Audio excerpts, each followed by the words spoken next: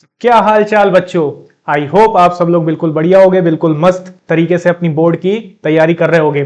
तो आज हम लेके आए हैं अपने नेक्स्ट चैप्टर जो कि होने वाला है linear equation in two variable. ठीक है, इसके पहले हम लोग ने सारे अपने मैक्सिमम चैप्टर्स कवर कर लिए। अब स्टार्टिंग के हमारे सिर्फ मैक्सिमम 2 से 3 चैप्टर बाकी हैं, इनको भी हम लोग जल्दी से जल्दी कवर कर लेंगे। ठीक है, तो इस चैप्टर में आज यार हम लोग पूरा अपना बेसिक कॉन्सेप्ट जो है इस चैप्टर से रिलेटेड वो पूरा अपना समझेंगे, और जितनी भी कंफ्यूजन होती हैं इस चैप्टर से रिलेटेड वो सारी कंफ्यूजन को हम लोग आज इस वीडियो में दूर करेंगे। तो अगर वीडियो अच्छी लगा करे तो लाइक सब्सक्राइब कर दिया करो, अपने दोस्तों को शेयर कर दिया करो, और जितनी ज्यादा क्वेश्चंस की प्रैक्टिस हो सके उतनी ज्यादा क्वेश्चंस की प्रैक्टिस करो। कहां से करना है? तुमको फालतू बुक, कोई बहुत बड़ी आरडी बुक और ज्यादा ओसवाल बुक्स ये सब ज्यादा नहीं तुमको देखना है। तुमको बस प्रीवियस ईयर क्वेश्चंस अपने लगा लेने हैं। जितने ज्यादा तुम प्रीवियस ईयर क्वेश्चंस लगा लोगे हर एक चैप्टर से रिलेटेड, तुमको उतना ही ज्यादा कॉन्फिडेंस आ जाएगा कि तुमको पता चल जाएगा किस टाइप के क्वेश्चंस पूछे जाएंगे तुम्हारे पेपर में। तो कोशिश यही करना कि ज्यादा से ज्यादा अपने प्रीवियस ईयर क्वेश्चंस पेपर लगा लेना। तो चलो दोस्तों, आज हम लोग चलते हैं भाई अपना एक जो नेक्स्ट चैप्टर है linear equation in two variable. तो पहले इसको समझते हैं बेसिक से कि सर जी ये linear equation in two variable भैया क्या होता है। ठीक है, तो चलो हम समझते हैं कि क्या होता है linear equation in two variable. तो देखो, सबसे पहले यार हेडिंग समझो। चैप्टर का जो नाम है यहीं से तुमको पता चल जाएगा कि इस चैप्टर में हमें क्या करना है। ठीक है, तो देखो यहां पे जो चैप्टर का नाम है पेयर ऑफ लीनियर इक्वेशन। ठीक है, देखो एक मिनट कलर ले लिया जाए। ये हमारा जो चैप्टर है pair of linear equation in two variable. तो चलो एक काम करते हैं, हम लोग इस हेडिंग को पीछे से पढ़ते हैं। तो पीछे से मतलब कि टू वेरिएबल। तो वेरिएबल पहला मतलब कि तुमको वेरिएबल का मतलब तो पता ही होगा कि वेरिएबल्स क्या होते हैं, जो वेरी करते हैं। तो जैसे तुम्हारे अल्फाबेट्स होते हैं, इनकी जो वैल्यूज आती हैं वो क्या होती हैं, चेंज होती रहती हैं, इसीलिए इनको हम लोग वेरिएबल्स कहते हैं, क्योंकि ये वेरी करती रहती हैं। ठीक है, तो यहां पे तुम्हारा कोई भी वेरिएबल हो सकता है, कोई भी अल्फाबेट ले सकते हो, एक्स हो गया, वाई हो गया। ठीक है, फिर टू वेरिएबल्स की बात की गई थी इसलिए हम लोग ने टू वेरिएबल्स लिया। अब बोल सकते थे कि सर यहां और भी वेरिएबल्स लेते, नहीं, क्योंकि हमको चैप्टर में क्या दिया गया, ओनली टू वेरिएबल्स। तो यहां पे हम लोग जेड को नहीं लेंगे, सिर्फ एक्स और वाई। अब आते हैं आगे हम लोग इक्वेशन। तो इक्वेशन का मतलब तुमको क्या पता है कि सर जी जब हमारे क्या हो, एलएचएस और आरएचएस दिए गए हैं और इक्वल का साइन लगा हो, तो इसका मतलब हमारी दो इक्वेशन है। ठीक है, फिर लीनियर। अब लीनियर का मतलब क्या कि जिसकी डिग्री 1 हो। ठीक है, वेरिएबल्स की डिग्री क्या होनी चाहिए, 1 होनी चाहिए। तो इसका मतलब यहां पे x की पावर 1 और y की पावर 1 होगी। फिर पेयर ऑफ लीनियर इक्वेशन। तो पहले एक काम करते हैं, अगर कोई इक्वेशन दी गई होगी टू वेरिएबल में तो वो कैसी दी गई होगी, ax1 plus by1 equal to c। ठीक है, यहां पे a तुम्हारा पता है कोफिशिएंट हो जाएगा x1 का, b तुम्हारा हो जाएगा कोफिशिएंट y का, और c तुम्हारा हो जाएगा कांस्टेंट टर्म। अब लेकिन यहां पे देखो क्या कहा गया है कि देखो हमको पता था ना कि हमारी जो डिग्री होगी वेरिएबल्स की वो कैसी होगी, लीनियर होगी। इसका मतलब कि ओनली 1 डिग्री होगी। वेरिएबल्स की कितनी डिग्री होगी, 1 डिग्री होगी। तो देखो यहां पे x की 1 डिग्री, y की 1 डिग्री। ठीक है, एक काम करते हैं दूसरे कलर से इसको कर लेते हैं। तो देखो x की 1 डिग्री, y की 1 डिग्री। ठीक है, अब क्या कह रहा है कि हमको पेयर चाहिए था, इक्वेशंस का पेयर चाहिए था। इसका मतलब इसी तरह तुम्हारी कोई दूसरी इक्वेशन भी होगी। तो अगर दूसरी इक्वेशन होगी तो इसका मतलब सर जी हम लोग उसको भी लिख सकते हैं a। ठीक है, यहां पे x1 नहीं लिखोगे यहां पे। ठीक है, यहां पे तुम a1 x लिखोगे प्लस b1 y लिखोगे इक्वल टू c। क्यों? क्योंकि यहां पे तुम्हारा क्या चेंज हो रहा है, यहां पे तुम्हारा कोफिशिएंट चेंज होगा। तुम्हारी इक्वेशन के वेरिएबल तो सेम रहेंगे ना, तो इसलिए यहां पे हम लोग कोफिशिएंट जो रहेगा उसको a1 b1 लिखेंगे। फिर अगर तुम्हारी दूसरी इक्वेशन है तो फिर क्या हो जाएगा, a2 हो जाएगा। x तुम्हारा सेम रहेगा, वेरिएबल्स तो सेम रहेंगे इक्वेशंस के। फिर तुम्हारा y2 और b2 y वाले कोफिशिएंट का चेंज रहेगा, और तुम्हारा ये c2 हो जाएगा। तो देखो यहां पे तुम्हारी दो इक्वेशन तुमको दिख रही हैं कि सर जी हमको यहां पे इसका मतलब ये दो इक्वेशंस दी रहेंगी तुम्हारे इस चैप्टर में। अब तुमको करना क्या रहेगा इस चैप्टर में, तुमको इन्हीं वेरिएबल्स की वैल्यू फाइंड आउट करनी होगी, एक्स और वाई की, इस पूरे चैप्टर में। ठीक है, उसके अलग अलग मेथड भी हैं, वो आगे भी हम लोग पढ़ेंगे। लेकिन अभी तक यहां पे हमको ये समझ में आ गया है, इस चैप्टर में सर जी दो इक्वेशंस दी जाएंगी और उन दो इक्वेशंस में हमको क्या पता करना होगा, वेरिएबल्स की वैल्यू। अब देखो यार, हमको पता है अगर कोई भी हमारी लीनियर इक्वेशन है तो वो हमेशा क्या बनाती है, ग्राफ पे स्ट्रेट लाइन बनाती है। कोई भी अगर तुम्हारी लीनियर इक्वेशन है तो अगर उसको जब ग्राफ पे प्लॉट किया जाएगा तो वो हमेशा स्ट्रेट लाइन बनाती है। तो इस तरह मतलब हम लोग कह सकते हैं कि सर जी जो पहली वाली इक्वेशन होगी ये L1 लाइन बनाएगी और जो दूसरी वाली इक्वेशन होगी वो L2 लाइन बनाएगी। बिल्कुल सही, ठीक है। तो इसका मतलब तुमने समझ लिया कि हर एक इक्वेशन जो होती है लीनियर इक्वेशन, वो ग्राफ पेपर पे जब उसको प्लॉटिंग की जाती है तो वो क्या बनाती है, एक स्ट्रेट लाइन बनाती है। अच्छा देखो, स्ट्रेट लाइन अगर बन रही है ग्राफ पेपर पे दो, ठीक है, दो इक्वेशंस की दो स्ट्रेट लाइन ग्राफ पेपर पे बन रही है तो वो कैसी कैसी बनेंगी। तो देखो, एक हो सकता है कि वो दोनों लाइंस, ठीक है, एक हो सकता है कि एक कंडीशन हो सकती है कि वो दोनों लाइंस थोड़ा चेंज कर लिया जाए और एक और लाइन ले लिया जाए, ठीक है।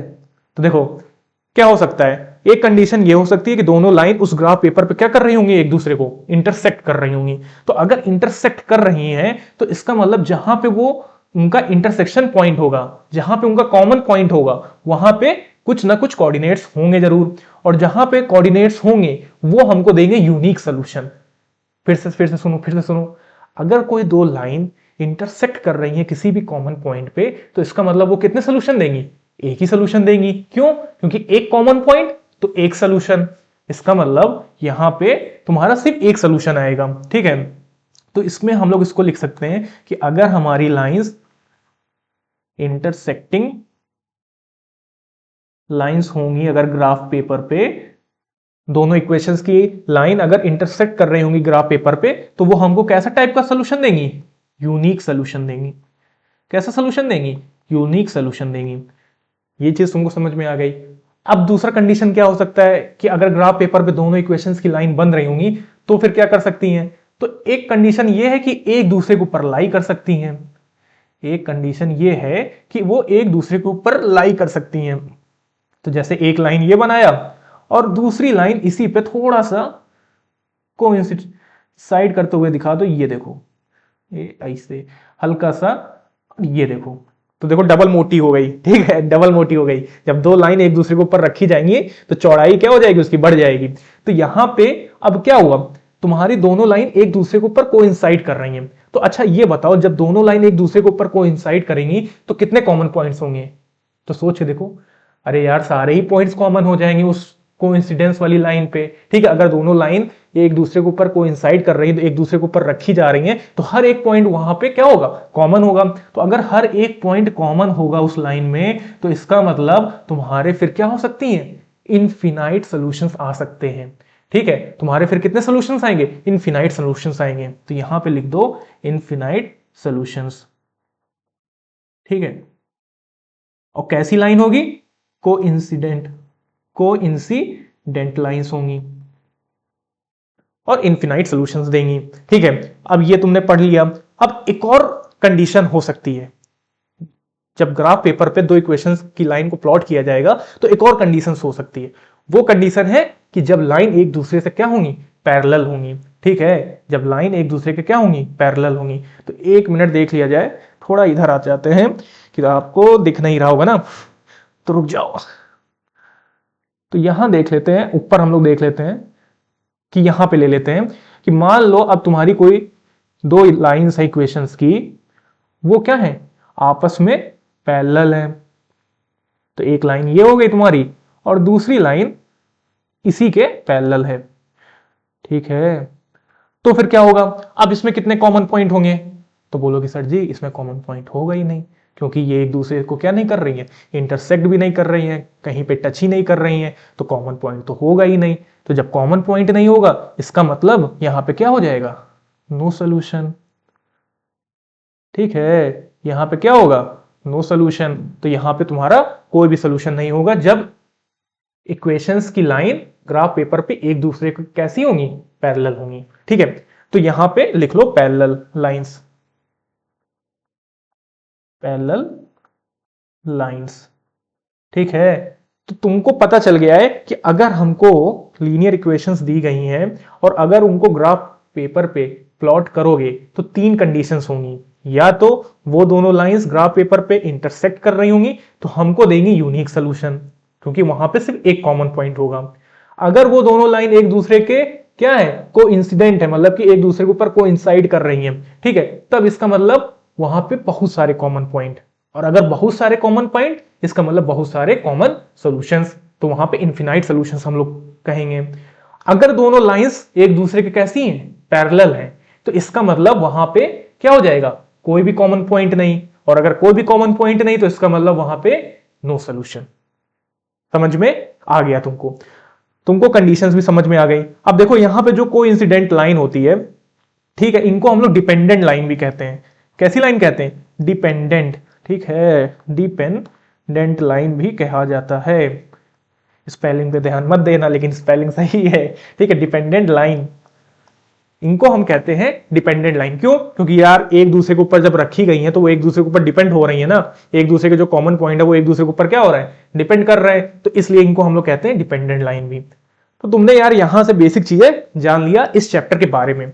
अब थोड़ा आगे हम लोग देखते हैं, ठीक है, कुछ कंडीशंस यार। अब तुम बोलोगे सर जी अगर हमको दो इक्वेशंस दी गई हैं तो क्या हमको बार बार उसको ग्राफ पेपर में बनाना पड़ेगा, तब हमको पता चलेगा कि वो कैसी सोल्यूशन देंगी, कि यूनिक देंगी, कि हमको क्या नाम है बहुत सारे इन्फिनाइट सोल्यूशन देंगी, कि हमको कोई भी सोल्यूशन नहीं देंगी?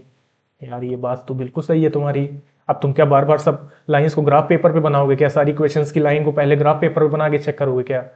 नहीं, इसका भी एक सोल्यूशन है, ठीक है। तो कुछ कंडीशंस हैं, उन कंडीशन से तुम बस इक्वेशंस की वैल्यू निकाल के, ठीक है, वहां वैल्यू चेक करके तुमको पता चल जाएगा कि ये हमको यूनिक सोल्यूशन देंगी, कि हमको इन्फिनाइट सोल्यूशन देंगी, कि हमको नो सोल्यूशन देंगी। कैसे? तो देखो, जैसे अगर मान लो यहां पे हमारी पहले दोनों इक्वेशंस लिख लेते हैं जो हमने पीछे लिखी थी, कि मान लो हमारा दिया गया a1x plus b1y equal to c1, और दूसरी इक्वेशन दी गई है a2x plus b2y equal to c2।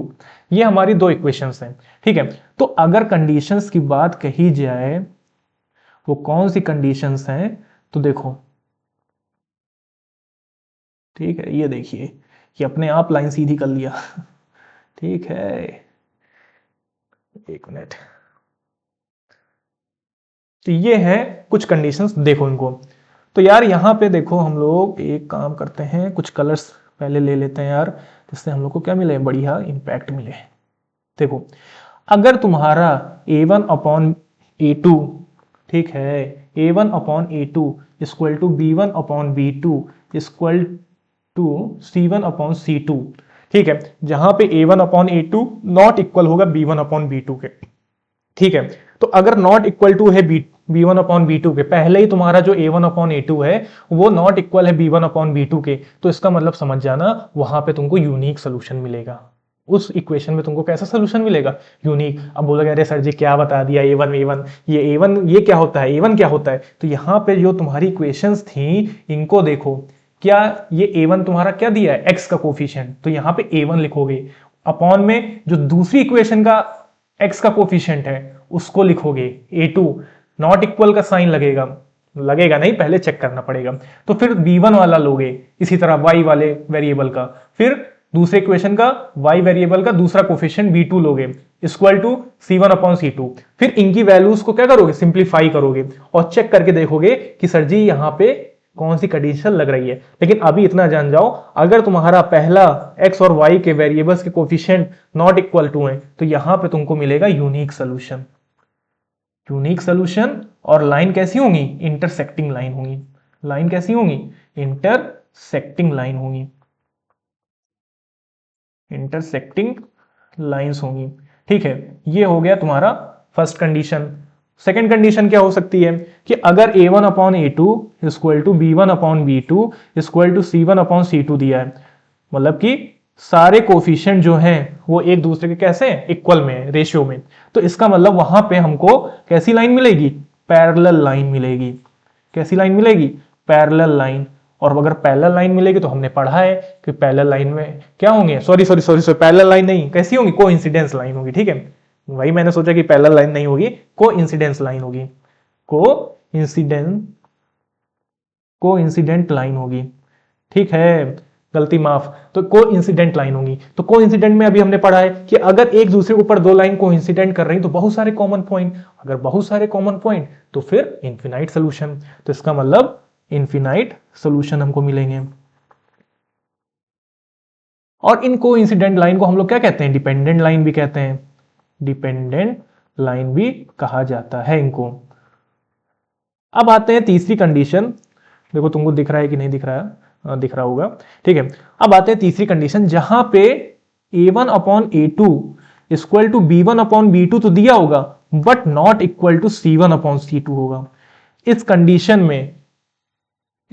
में अब एक ही चीज बची है कि लाइन कैसी होंगी, पैरेलल होंगी। तो पैरेलल लाइंस देगा, पैरेलल लाइंस देगा, ठीक है। पैरेलल लाइंस देगा, इसका मतलब नो सॉल्यूशन, नो सॉल्यूशन। बस ये तुमको तीन कंडीशंस हैं, इन तीन कंडीशन से तुमको पता चल जाएगा कि हमारी लाइन हमको क्या देगी, ठीक है। थोड़ा बैठ जाया जाए, शायद ना दिख रहा हो तुमको। तो देखो ये तीन कंडीशंस हैं, जिन तीन कंडीशंस को देख के तुम पता कर लोगे कि हमारी जो दो इक्वेशंस दी गई हैं वो कैसी सॉल्यूशंस देंगी और उनकी लाइन कैसे फॉर्म होगी ग्राफ पेपर पे। अब बोलोगे सर जी हमको ये सब बहुत आपने बता तो दिया, लेकिन इसको करके समझाइए। तो चलो भाई हम लोग क्या ले लेते हैं, एक कोई एग्जांपल में इक्वेशन ले लेते हैं यहाँ पे, ठीक है।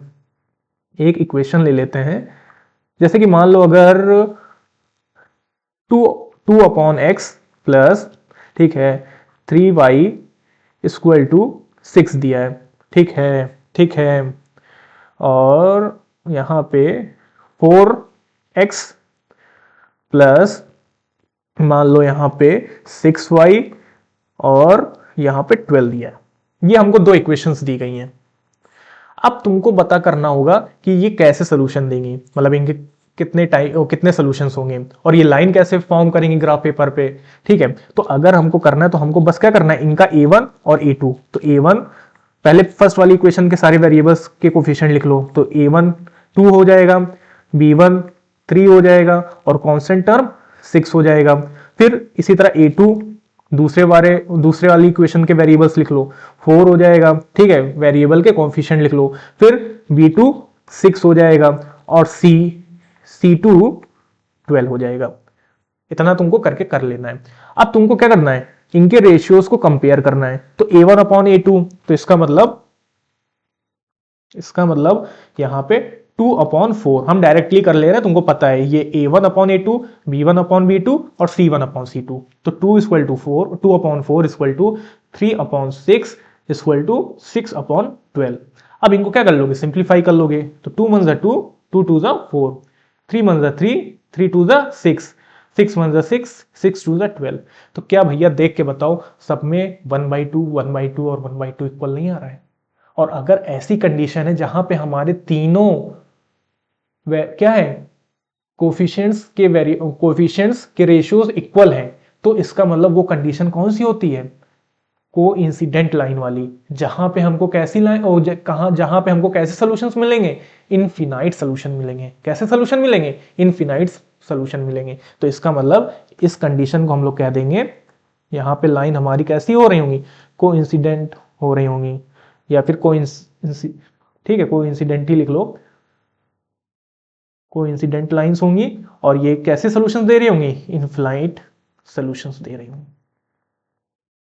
तो तुमको अब पता चल गया है कि तुमको इस चैप्टर में कैसे चेक करके पता करना है कि कैसे अगर हमको कोई दो इक्वेशन दी गई हैं तो वो इक्वेशंस कैसे सॉल्यूशन देंगी और उनकी लाइन कैसे फॉर्म होंगी ग्राफ पेपर पे, ठीक है। तो ग्राफ पेपर पे वो किस टाइप की लाइन बनाएंगी, ये तुमको अब पता चल गया है। ये तीन कंडीशंस याद रखना, a1 upon a2 is not equal to b1 upon b2, ठीक, मतलब कि पहले ही तुम्हारे वेरिएबल्स के रेशियो x और y के कोफिशिएंट्स के रेशियोज क्या हो गए हैं, अनइक्वल हो गए, तो इसका मतलब यूनिक सोल्यूशन। और तुम्हारे वेरिएबल्स के कोफिशिएंट्स सारे इक्वल हैं, तो इसका मतलब कोइंसिडेंट लाइन। और अगर तुम्हारे कोफिशिएंट b1 अपॉन b2 और c1 अपॉन c2 मतलब कांस्टेंट टर्म और y वाले कोफिशिएंट नॉट इक्वल है, तो वहां पे क्या देंगी, पैरेलल लाइन देंगी। खत्म, ठीक है। ये था तुम्हारा चैप्टर जो तुम्हारा बेसिक कॉन्सेप्ट्स पे था। तो ये तुमने बेसिक कॉन्सेप्ट सीख लिया अपने इस चैप्टर में कि हमको करना क्या है। अब आते हैं हम लोग अपने क्वेश्चंस पे। तो देखो इसके पहले हम लोग देख लेते हैं, वही हमने यहाँ पे तुमको ग्राफ बना के दिखा दिया है कि अगर देखो रेशियो ऑफ कोफिशिएंट्स कैसे होंगे, कहाँ गया कलर, ठीक है दूसरा कलर, हाँ। तो देखो यहाँ पे देखो, यहाँ पे अगर a1 upon a2 is not equal to b1 upon b2, तो किसका मतलब इंटरसेक्टिंग लाइन। तो देखो ये देखो लिखा है ना यूनिक सोल्यूशन, ठीक है यूनिक सोल्यूशन, और यहाँ पे इन्होंने लिखना भूल दिया है तो यहाँ पे लिख लेना कि ये कैसी होंगी, इंटरसेक्टिंग लाइन। देखो अच्छा यहाँ पे लिखा हुआ है, सॉरी यहाँ लिखा हुआ है intersecting lines, lines are intersecting. देखो ग्राफ पेपर पे कैसे होंगी, ये बनेंगी एक दूसरे को क्या कर रही होंगी, इंटरसेक्ट कर रही होंगी, एक दूसरे को क्या कर रही होंगी, इंटरसेक्ट कर रही हैं। ये देखो ये देखो ये, ठीक है। तो तुमको अब पता चल गया कि ये कैसी लाइन ग्राफ पेपर बनाएंगे, इंटरसेक्टिंग लाइन, यूनिक सोल्यूशन देंगी। अच्छा एक चीज हम तुमको बताना भूल गए कि अगर तुम्हारे सॉल्यूशंस क्या आ रहे हैं, एक भी सोल्यूशन अगर तुम्हारा आ रहा है, दोनों इक्वेशन से तुम्हारा एक भी सोल्यूशन आ रहा है, तो उनको हम कहते हैं कंसिस्टेंट। क्या कहेंगे, कंसिस्टेंट सॉल्यूशंस, ठीक है। तो यहां पे ये देखो इंटरसेक्टिंग लाइन में एक सोल्यूशन आ रहा है और कोइंसिडेंट वाली लाइन में बहुत सारे सोल्यूशन आ रहे हैं, तो कम से कम सोल्यूशन आ तो रहा है ना। तो इनको ऐसी लाइंस को हम लोग कहते हैं कंसिस्टेंट लाइन, ठीक है कंसिस्टेंट लाइंस या सोल्यूशन कह लो। और अगर तुम्हारे कोई भी सोल्यूशन नहीं आ रहा है, ठीक है तुम्हारी दोनों इक्वेशन से कोई भी सोल्यूशन नहीं आ रहा, उसको हम लोग कहते हैं इनकंसिस्टेंट, उसको हम लोग क्या कहते हैं, इनकंसिस्टेंट सॉल्यूशंस, ठीक है। तो ये तुम्हारी हो जाएंगी कंसिस्टेंट और इनकंसिस्टेंट, ये भी कॉन्सेप्ट समझ लो। अगर एक भी सोल्यूशन आ रहा है दोनों इक्वेशन से, ठीक है एक भी सोल्यूशन अगर आ रहा है तुम्हारी दोनों इक्वेशन से तो कंसिस्टेंट, और अगर कोई भी सोल्यूशन नहीं आ रहा है तुम्हारी लाइन से तो इनकंसिस्टेंट, ठीक है बढ़िया। तो ये तुमने देख लिया कि कैसे इंटरसेक्टिंग लाइन यूनिक सोल्यूशन देती है। तो देखो यहां पे मान लो कॉमन पॉइंट 2 पे ये क्या कर रही है, इंटरसेक्ट कर रही है, तो ये सोल्यूशन दे रही है तुमको किसका, यूनिक सोल्यूशन। अब अगर मान लो देखो लाइंस आर पैरेलल, ठीक है तो कंडीशन हमने तुमको बताई थी a1 अपॉन a2 तो इक्वल होगा b1 अपॉन b2 के, लेकिन b1 upon b2 not equal to c1 upon c2। तो लाइन कैसी होंगी, पैरेलल। तो ये देखो ग्राफ पे देखो, यहाँ पे देखो कैसी लाइन जा रही है, पैरेलल जा रही है, तो इसका मतलब नो सॉल्यूशंस। और कैसी होंगी, इनकंसिस्टेंट, अभी हमने पढ़ाया, और पेयर ऑफ इक्वेशंस, ठीक है।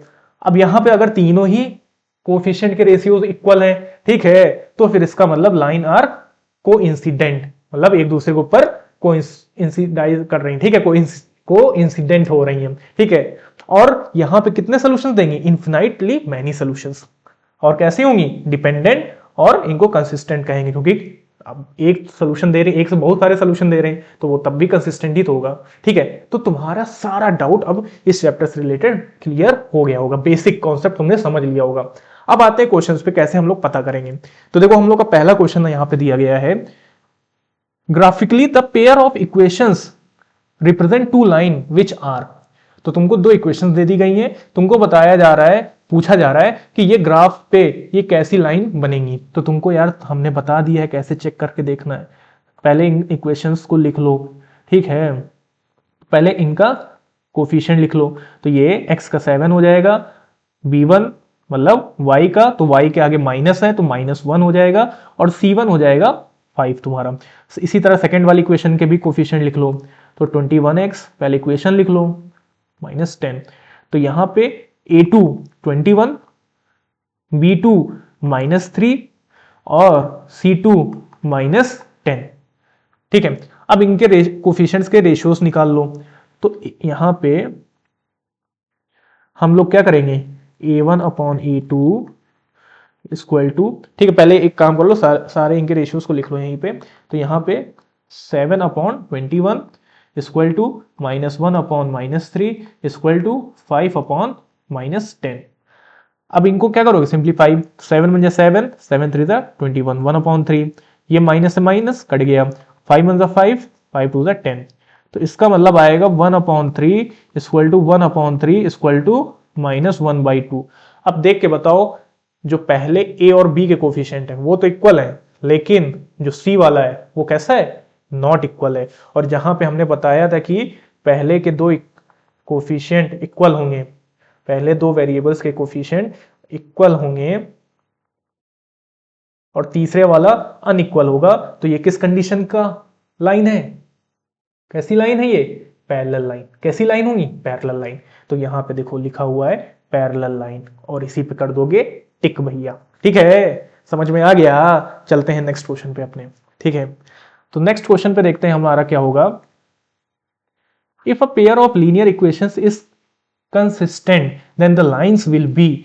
तो अगर मान लो तुम्हारी जो लीनियर इक्वेशंस हैं वो कैसी हैं? कंसिस्टेंट है। तो कंसिस्टेंट वाली कंडीशन हमने समझा था कि सर जी जहां पे हमारे एक भी सोल्यूशन अगर आ जाए तो वो इक्वेशंस कैसी होती हैं? कंसिस्टेंट इक्वेशंस होती हैं। तो इसका मतलब सर जी दो ही ऐसी कंडीशंस थी जहां पे सॉल्यूशंस आ रहे थे। एक था तुम्हारा इंटरसेक्टिंग लाइन और दूसरी थी तुम्हारी कोइंसिडेंट लाइन। तो इसका मतलब यहां पे इंटरसेक्टिंग लाइन और कोइंसिडेंट लाइन, और इस पे कर दोगे टिक। ठीक है, समझ में आ गया। अब धीमे धीमे तुमको समझ में आ रहा होगा। ठीक है, अब इसी तरह आगे बढ़ते हैं हम लोग नेक्स्ट क्वेश्चन पे। कह रहा है one equation of a pair of dependent linear equation is 2x + 5y = 3 the second equation will be. तो अब तुमको एक इक्वेशन दे दी गई है और तुमको कंडीशन भी बता दी गई है कि वो कंडीशन कैसी है?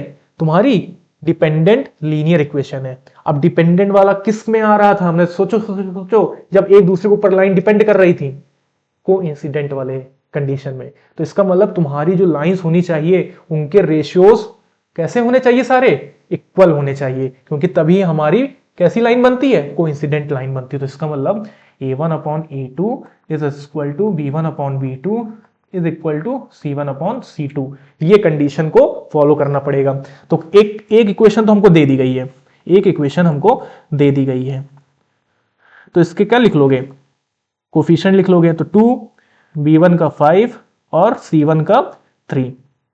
तुमको इन चारों ऑप्शन में से एक कंडीशन, एक इक्वेशन तुमको निकालनी है जो क्या कर रही होगी? जो फॉलो कर रही होगी कोइंसिडेंट वाले कंडीशन को। तो अब हम पहले करते हैं डी वाला ले लेते हैं, या तो चलो एक काम करते हैं सी को लेते हैं। ठीक है, पहले तो चेक करने के लिए हम लोग सी वाली इक्वेशन को ले लेते हैं। तो यहां पे -10x -25। अब देखो एक चीज हमेशा याद रखना यार कि अगर तुम्हारा इक्वेशन इस तरह दिया गया +15, तो इसको तुम क्या करोगे? माइनस ले जाओगे। मतलब कि इसको हमेशा तुम्हारा जो ये होना चाहिए, क्या नाम है, रुक जाओ, पीछे चलते हैं। हाँ, जो तुम्हारी इक्वेशन होनी चाहिए वो इसी फॉर्म में होनी चाहिए। वो जो इक्वेशन होनी चाहिए वो इसी फॉर्म में होनी चाहिए, तभी हम उनके कोफिशिएंट्स को क्या करेंगे? रेशियो में चेक करेंगे। कैसे? a1x + b1y = c1। अगर ये c1 इधर आ गया होता माइनस में, तो हमको उसको ट्रांसफर करना पड़ेगा राइट हैंड साइड में। ठीक है, ये याद रखना। जब इस फॉर्म में होंगे तभी तुम क्या कर सकोगे? चेक कर सकोगे।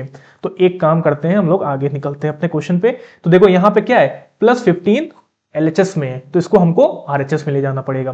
तो अगर RHS में ले जाओगे तो ये हो जाएगा, यहीं पे कर लेते हैं -15, +15 जाएगा तो -15। अब इसके कोफिशिएंट लिख लो। तो a2 हो जाएगा तुम्हारा -10, b2 हो जाएगा -25 और c2 हो जाएगा -15। अब क्या करोगे? इनको चेक कर लोगे रेशियोज को इनके। तो 2/-10 = 5, 5/-25 और -15 और 3 ना, 3/-15। ठीक है, अब इनको क्या करोगे? काटोगे। तो 2 × 2, 2 × 5 = 10, तो -1/5 = 5 × 5, 5 × 5 = 25, -1/5 = 3 × 3, 3 × 5 = 15, -1/5। ठीक है, -1/5। तो यहां पे तुम्हारी कौन सी कंडीशन फॉलो होगी? ये वाली फॉलो हो जाएगी। ठीक है, एक मिनट, कुछ गलती। ठीक है, -10। ठीक है। तो यहां पे यार देखो ये तुम्हारी कंडीशन क्या हो जाएंगी? अच्छा देखो, दो इक्वेशन इसमें हैं जो दोनों फॉलो कर रही हैं। इस तरह अगर तुम डी वाला भी देखोगे तो डी वाला भी तुम्हारा क्या करेगा? फॉलो करेगा। कैसे? देखो यहां पे ये -15 इधर गया था। ठीक है, अब देखो डी वाला भी तुम्हारा फॉलो कर रहा है। डी वाली जो इक्वेशन है वो भी तुमको फॉलो कर रही है इस कंडीशन को। कैसे? देखो यहां पे अगर लिख लोगे तो पहले तो तुमको इसका पता है ना, 2/, हम सीधे डायरेक्टली कर रहे हैं। तो यहां पे x का कोफिशिएंट 10 = फिर उसके बाद यहां पे b1 हमको 5 दिया गया तो 5 लिख लिया, इसका 25 और = तुम्हारा ये 15 दिया गया है। तो 15 अच्छा पहले हमको उसका लिखना था ना सी वाले का, तो C1 3, ठीक है, ये 3 और 15। अब इनको भी अगर काटोगे तो आएगा 1/5, 1/5 और 1/5। तो 2 5 10, 1/5, 5 5 25, 1/5 और 3 5 15, 1/5। देखो दिख रहा है कि नहीं, ठीक है। तो इसका मतलब यहां पर भी तुम्हारे दो ऑप्शन आ गए करेक्ट, तो इसलिए एक ऑप्शन को टिक करोगे, कुछ गलती होगी, ठीक है, शायद दूसरा ऑप्शन कुछ और होगा, लेकिन दोनों अगर ऑप्शन आ रहे हैं तो एक ऑप्शन को टिक कर दोगे, ठीक है। ऐसा मतलब होगा नहीं ये शायद मैं कोई वो हो गई हो, मिस्टेक हो गई हो क्वेश्चन में देने में, ठीक है। तो लेकिन तुमको चेक करना आना चाहिए कि हाँ सर जी यहाँ पे तो दोनों आ रही है हमारी, ठीक है, दोनों हमारी इक्वेशंस आ रही हैं कैसी, कंसिस्टेंट वाली। अब आते हैं नेक्स्ट क्वेश्चन पे। नेक्स्ट क्वेश्चन पे देखो बिल्कुल बढ़िया, हम लोग को बिल्कुल काम होके सब समझना है, ठीक है, बिल्कुल काम होके। तो देखो डू द इक्वेशन, ये हमको इक्वेशन दी गई है और ये इक्वेशन दी गई है, कह रही है represent a pair of coincident line. क्या ये दोनों इक्वेशन कोइंसिडेंट लाइन को फॉलो करेंगे? तो बोलोगे सर जी इसके लिए तुमको चेक करना पड़ेगा। तो आओ आते हैं हम लोग अपने काम पे। तो 4x plus 3y minus 1 equal to 5, हमने तुमको बताया था c कहाँ पे होना चाहिए, RHS में। तो जो ये -1 दिया है ये इधर आ जाएगा प्लस में, ठीक है, या RHS में जो -1 दिया है वो आ जाएगा प्लस में, और 5 + 1 करोगे तो कितना आ जाएगा, 6 आ जाएगा। फिर इधर ये तुमको दूसरी इक्वेशन दी गई है 12x plus 9y equal to 15। अब पहले इनके कोफिशिएंट्स को लिख लोगे, a1 हो जाएगा 4, फिर b1 हो जाएगा 3 और c1 हो जाएगा 6, ठीक है। इसको C1 को ब्लू से ही लिखो, थोड़ा अच्छा लगेगा, क्या लगेगा, अच्छा लगेगा, ठीक है। अब इसी तरह यहां पे देखोगे A2 हो जाएगा 12, B2 हो जाएगा तुम्हारा कितना, अरे फिर से लिख दिया हमने व्हाइट से, भूल गए, ठीक है, B2 को ब्लू से लिखो और यहाँ पे कलर ले लो व्हाइट। अब 9 और C2 हो जाएगा तुम्हारा 15, ठीक है, C2 हो जाएगा तुम्हारा 15। अब तुमको देखो डिफरेंट कलर लिया, इससे तुमको जल्दी निकल मतलब क्लियर समझ में आ जाएगा कि कौन सी किसकी वैल्यू है। तो अब हमको क्या कर लेना है, 4/12 इक्वल टू 3/9 इक्वल टू 6/15। तो 4 1 4, 4 3 12, 3 1 3, 3 3 9, और यहाँ पे हो जाएगा 3 2 6, 3 5 15। तो आ जाएगा 1/3 इक्वल टू 1/3 इक्वल टू 2/5। और अगर ये आ रहा है जहां पे हमारा b1/b2 नॉट इक्वल है c1/c2, देखो 1/3 क्या 2/5 के इक्वल है, नहीं है ना। इसका मतलब ये कैसी कंडीशन दे रही होगी, ऐसी वाली, a1/a2 is equal to b1/b2 is not equal to c1/c2। और ये कंडीशन कब आती है, जब लाइन तुम्हारी होती है पैरेलल। तो इसका मतलब पैरेलल लाइंस, पैरेलल लाइंस। तो यहां पे हमसे क्या बोला जा रहा था कि do the equations represent a pair of coincident line. तो क्या ये पैरेलल लाइन है, कोइंसिडेंट लाइन कब होती है, जब दोनों लाइन पैरेलल होती है। तो क्या ये पैरेलल लाइंस, अरे सॉरी, कोइंसिडेंट लाइन कब होती है, जब एक दूसरे के ऊपर को इंसाइड कर रही होती है। तो क्या ये एक दूसरे के ऊपर को इंसाइड कर रही है, नहीं ना। ये कैसी लाइन है, ये तो पैरेलल लाइन है। तो इसका मतलब नो, यहां पे हम लोग लिख देंगे नो, ठीक है। मैं भी कंफ्यूज हो गया थोड़ी देर के लिए कि पैरेलल और कोइंसिडेंट क्या होता है, ठीक है। तो यहां पे लिख देना नो, दीज इक्वेशंस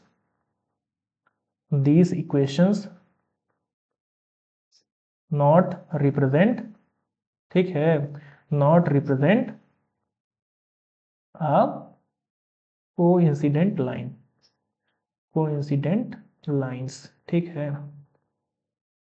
अरे ये क्या लाइंस, तो ये तुम्हारा हो जाएगा इतना, ठीक है। इस क्वेश्चन का तुम्हारा ये हो जाएगा आंसर कि ये कैसी लाइन नहीं है, कोइंसिडेंट लाइन नहीं है। ऐसे तुम चेक करोगे पेपर में, ठीक है, तुम तुरंत चेक करके पता कर सकते हो कि तुम्हारी लाइन कौन सी लाइन है, कौन सी टाइप की लाइन है, ठीक है। नेक्स्ट आते हैं अपने क्वेश्चन पे। अब बोल रहा है इफ द लाइंस गिवन, ये इक्वेशन दी गई है, सेकंड इक्वेशन दी गई है, आर पैरेलल। तो बोला गया है कि ये दोनों लाइंस कैसी हैं, पैरेलल। तुमको पहले ही बता दिया गया है, कंडीशन दे दी गई है।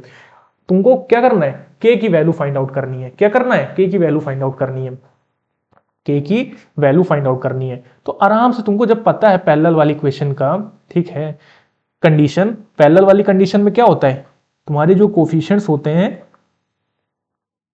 ए two b1 upon b2 is not equal to c1 upon c2, तभी ये कंडीशन लगती है।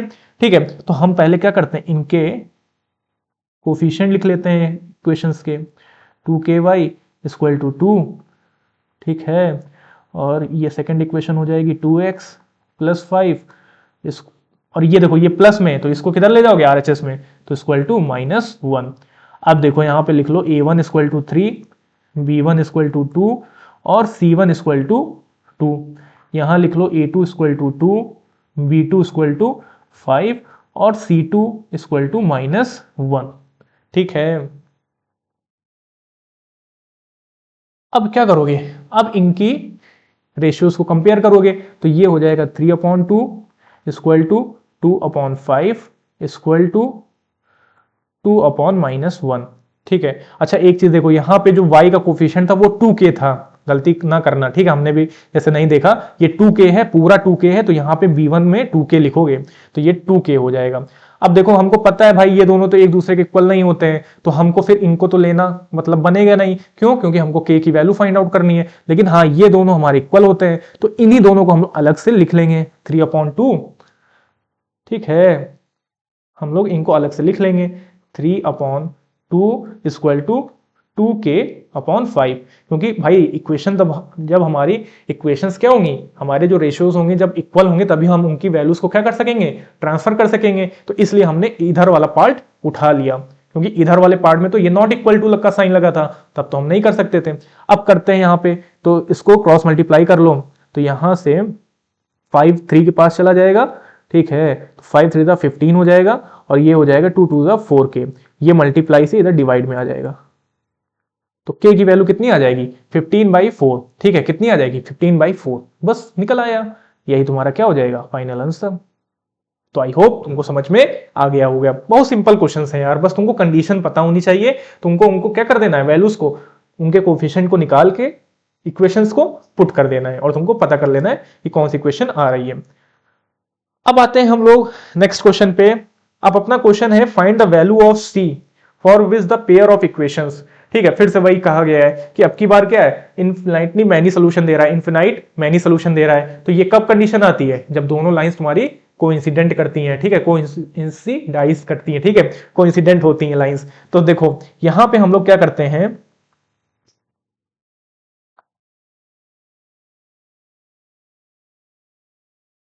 तो यहां पे हम लोग को पता है कोइंसिडेंट लाइंस जब होती हैं तो उनके जो वेरिएबल्स के रेशियोज होते हैं वो आपस में इक्वल होते हैं। ठीक है, तो ये कंडीशन फॉलो होती है।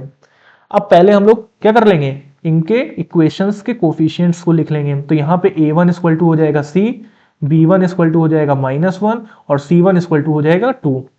फिर दूसरी इक्वेशन लिखेंगे, ठीक है, 6x - 2y इक्वल टू 3। अब यहां पर भी a1 लिख लो 6, b1 लिख लो 2 और -2, ठीक है, -2, और c1 लिखो जाएगा तुम्हारा 3। अब इनके रेशियोज को कंपेयर कर लो, तो यहां पे हो जाएगा c/6 इक्वल टू -1/-2, ठीक है, इक्वल टू 2/3। ठीक है, अब देखो यहां पे तुमसे पूछा गया, पहले तो तुमको c की वैल्यू निकालनी है, फिर तुमको पता करना है क्या ये इनफिनाइटली मैनी सोल्यूशन देंगे, क्या इनके इनफिनाइट मैनी सॉल्यूशंस होंगे। तो देखो कैसे, पहले हमको ये दोनों इक्वल दिया गया ना, ये दोनों, तो इतना पार्ट हम बाहर निकाल लेते हैं और यहां से हम लोग c की वैल्यू फाइंड आउट कर लेते हैं।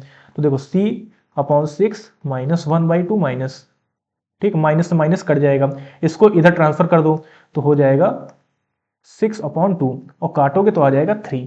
तो इसका मतलब c की वैल्यू कितनी आ गई, 3 आ गई, c की वैल्यू कितनी आ गई, 3 आ गई। तो c की वैल्यू अगर 3 आ गई तो यहां पे इसको पुट कर दो, c की वैल्यू में 3 को पुट कर दो। अब इसको काट लो तो हो जाएगा 3 × 3, 3 × 6, और ये तो माइनस माइनस कट ही गया था। तो तुम्हारा कुछ ऐसे आ रहा है 1/2 इक्वल टू 1/2 इक्वल टू 2/3।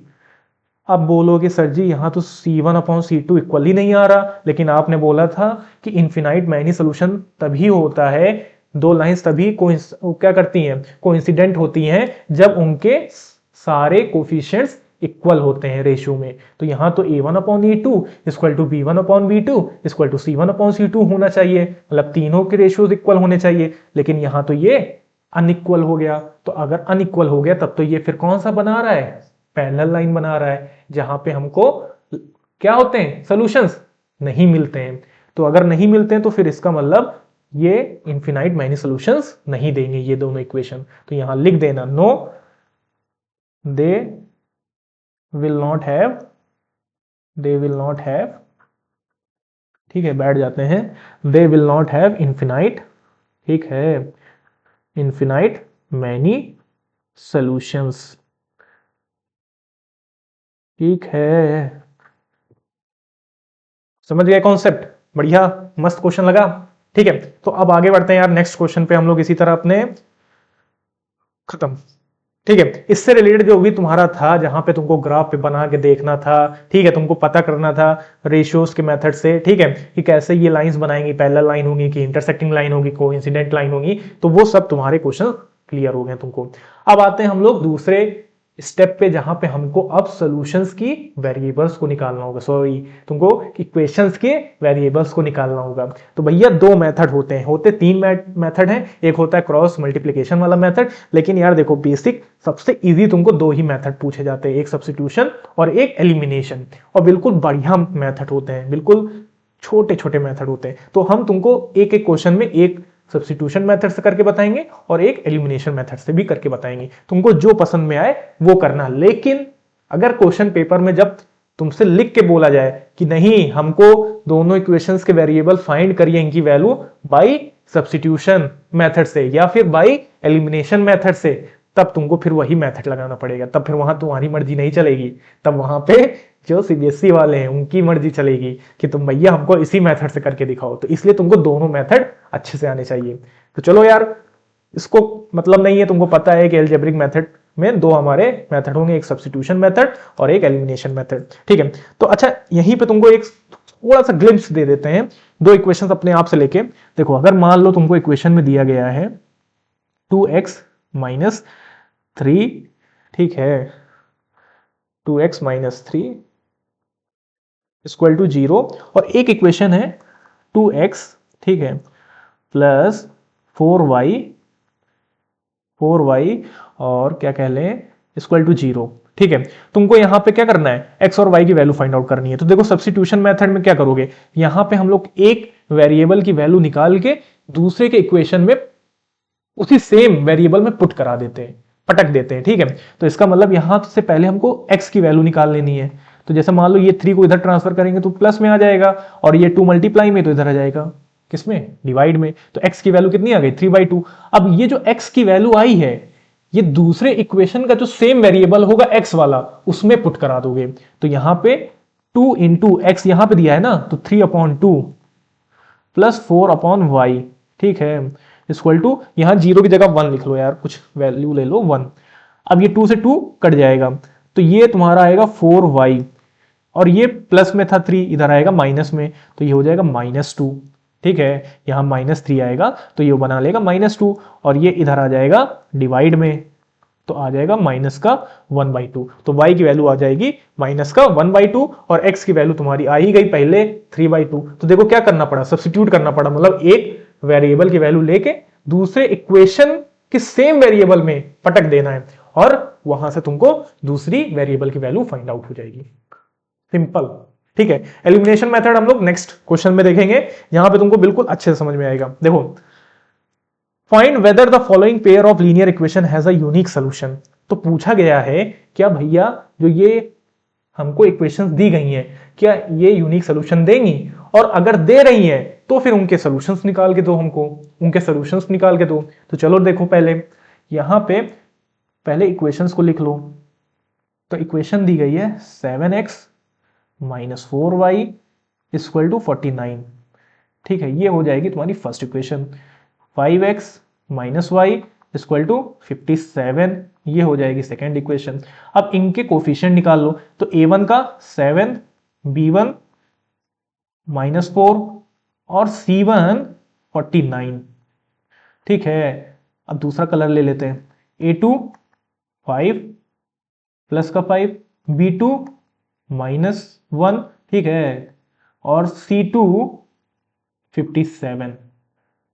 तो पहले यही चेक कर लेते हैं कि हमारा ये यूनिक सोल्यूशन देगा कि नहीं देगा। तो यूनिक सोल्यूशन के लिए हम लोग इनके कोफिशिएंट को, रेशियोज को इक्वल कर लें, ठीक है, 49/57।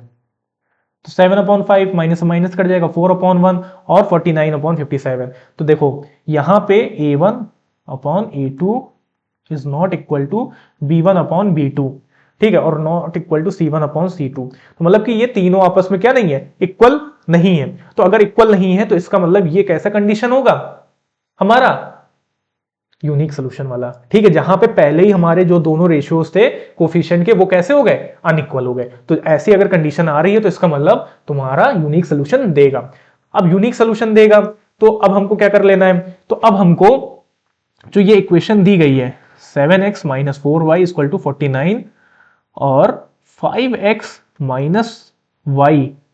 = 57, ठीक है। अब इसमें तुमको क्या कर लेना है, वैल्यूज निकाल लेनी है x और y की। तो क्या एलिमिनेशन मेथड से किया जाए, अभी तो तुमने सब्स्टिट्यूशन देख लिया, तो हम लोग एलिमिनेशन से करते हैं। अब एलिमिनेशन में होता क्या है, हम लोग क्या करते हैं, दोनों इक्वेशंस में से जो वेरिएबल्स होते हैं उसमें से एक कोई वेरिएबल, सेम वाला वेरिएबल, मतलब कि चाहे x वाला हो जाए चाहे कोई y वाला हो जाए, तो या तो x को एलिमिनेट कर दो, दोनों इक्वेशन से x को एलिमिनेट कर दो, या तो फिर दोनों इक्वेशन से y को एलिमिनेट कर दो।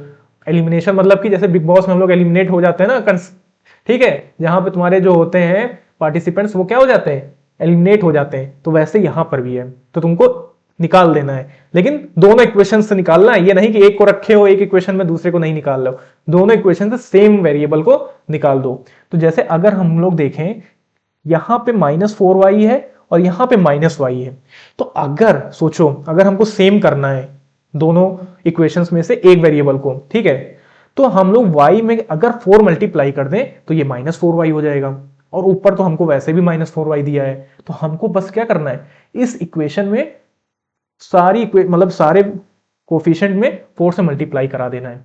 तो यहां पे पहले इससे मल्टीप्लाई होगा तो ये 20 बना लेगा, ठीक है, 20x हो जाएगा, -4 मल्टीप्लाई होगा, माइनस का 4y हो जाएगा, और 57 इंटू 4 होगा, तो 4 7 28, 4 5 20 और 22, तो 228 हो जाएगा। अब ये तुम्हारी आ जाएगी थर्ड इक्वेशन और ये हो जाएगी फर्स्ट इक्वेशन, ठीक है। अब इन दोनों को तुम क्या कर लोगे, सॉल्व कर लोगे। तो अब हमको पता है, तुमको दिख नहीं रहा होगा, हम खड़े हो चुके हैं, ठीक है। तो चलो नेक्स्ट स्लाइड ले लेते हैं हम लोग, दूसरी स्लाइड, ठीक है, एक दूसरी स्लाइड ले लेते हैं, एक नई स्लाइड ले लेते हैं। तो यहां पे इक्वेशंस को लिख लो पहले, 7x - 4y = 49, और एक दूसरी इक्वेशन हो जाएगी 20x - 4y = 228, ठीक है। अब देखो दोनों वेरिएबल सेम हो गए, तो अब क्या कर सकते हो, दोनों माइनस के हैं, देखो साइन भी देखना पड़ता है, दोनों माइनस के तो ये आपस में कटेंगे तो है नहीं कि अगर इनको ऐड करते तो ये कट जाते, ठीक है। तो हम लोग क्या करेंगे, सब्ट्रैक्ट नहीं करोगे, तो यहां पे हम लोग क्या करेंगे, ऐड करेंगे, तो एडिंग कर दो, देखो साइन चेंज कर दो इनके, तो ये प्लस ये माइनस, तो ये आपस में कट जाएंगे, ये दोनों प्लस, तो 27x और इक्वल टू 228 49, ऐड कर लो, तो 9 + 8 7, 4 + 3 7 और 2, ठीक है। और यहां पे आ जाएगा तुम्हारा 277/27, ठीक है। तो इसका मतलब तुमको x की वैल्यू मिल गई जो कि हो जाएगा 277/27, ठीक है। अब सेम ऐसे ही तुम क्या करोगे, y वाला निकाल लोगे, तो y वाले के लिए तुम इसको क्या कराओगे, इक्वेशन में पुट करा दोगे, तो चाहे फर्स्ट इक्वेशन में ही पुट करा दो, ठीक है, यहां पे फर्स्ट इक्वेशन में ही पुट करा दो, तो यहां पे 7, ठीक है, पुटिंग द वैल्यू ऑफ, लिख दो यहां पे, putting the value of x in equation first, ठीक है। अब यहां पे पुट कराओगे तो 7 इंटू एक्स की जगह पे 277 अपॉन 27 माइनस का 4y इक्वल टू 49। अब इसको क्या कर देना, ट्रांसफर कर देना, तो मल्टीप्लाई कर लो पहले 277 को 7 से, 7 7 49, 7 7 49, 49 प्लस 4 63, ठीक है 49, एक मिनट, 49 प्लस 4 हो जाएगा 53, ठीक है, और यहाँ पे 7 2 14, 14 प्लस 5 19, ठीक है, तो ये तुम्हारा आ जाएगा 939 upon 27 minus 4y equal to 49। अब क्या करोगे, इसको यहां पे ले जाके ये इधर ले आओ, माइनस 4y को प्लस में और इसको, ठीक है, माइनस में ले आओ, 49 अपॉन 1 इक्वल टू 4y। अब इतना तुम कर लेना यार, ठीक है। अब इसमें अगर करेंगे तो बहुत कैलकुलेशन हो जाएगी और हम लोग का फालतू का समय चला जाएगा, तब तक इससे अच्छा हम लोग नेक्स्ट क्वेश्चन कवर कर लेंगे उतने टाइम में। तो इतनी तो कैलकुलेशन यार, ये नॉर्मल वो वाली कैलकुलेशन है, ठीक है, बेसिक कैलकुलेशन है, तो इसको तो तुम आराम से कर लोगे, ठीक है। तो चलो यार हम लोग बढ़ते हैं नेक्स्ट क्वेश्चन पे। बिल्कुल मस्त क्वेश्चन था, देखो ऐसे ही एलिमिनेट करना पड़ता है, ठीक है। यहां पे तुमको दोनों वेरिएबल को क्या करना पड़ेगा, दोनों इक्वेशंस को सेम और सेम करके उनको हटा देना है, ठीक है। अब बढ़ते हैं अपने नेक्स्ट क्वेश्चन पे। तो नेक्स्ट क्वेश्चन पे बढ़ जाते हैं। देखो इधर वाला तुमको दिखा था कि नहीं यार, एक मिनट, 49 आया था ना, ठीक है 49 आया था, देखो देख लो। चलो अब नेक्स्ट क्वेश्चन पे चलते हैं अपने। तो भैया अब यहाँ पे हमको x और y की वैल्यू फाइंड आउट करनी है, ठीक है। तो x और y की वैल्यू फाइंड आउट करनी है, तो भैया कैसे करोगे, तो कोई भी कर सकते हो मेथड, ठीक है। तो पहले तो हम लोग देखते हैं क्या कर सकते हैं इसमें। तो जितना तुमको आता है मैथ्स में उतना ही करो तुम, ठीक है। तो 6, अरे यार एक मिनट, अच्छे से लिखते हैं, 6 upon x minus 1 minus 3 upon y minus 2 equal to 1, ठीक है। अब इसमें हम लोग क्या कर सकते हैं, इसमें हम लोग एलसीएम ले सकते हैं। तो एलसीएम लोगे तो ये हो जाएगा 6y minus 2 minus 3x minus 1 equal to 1 और अपॉन में x माइनस 1 और y माइनस 2, ठीक है। एलसीएम तो लेना आता है ना यार, इसमें तो एलसीएम लेना आएगा कि यहाँ पे x माइनस 1 दिया था लेकिन y माइनस 2 नहीं दिया था, तो ऊपर 6 से y माइनस 2 को मल्टीप्लाई करा दिया। यहाँ पे y माइनस 2 था लेकिन x माइनस 1 नहीं था, तो ऊपर वाले 3 में x माइनस 1 से मल्टीप्लाई करा दिया, और नीचे वाले तो आपस में एलसीएम में है ही, ये मल्टीप्लाई में रहेंगे ही, ठीक है। अब क्या करोगे, 6 को अंदर ले जाओ तो ये बना लेगा 6y माइनस 6 2 12, फिर माइनस 3 को अंदर ले जाओ तो माइनस 3x और माइनस माइनस प्लस, प्लस का 3। अब यहाँ पे वेरिएबल्स को भी ब्रैकेट में ले जाओ, x के ले जाओगे तो पहला आएगा xy, फिर माइनस का 2x, फिर माइनस का y और minus minus plus 2 equal to 1।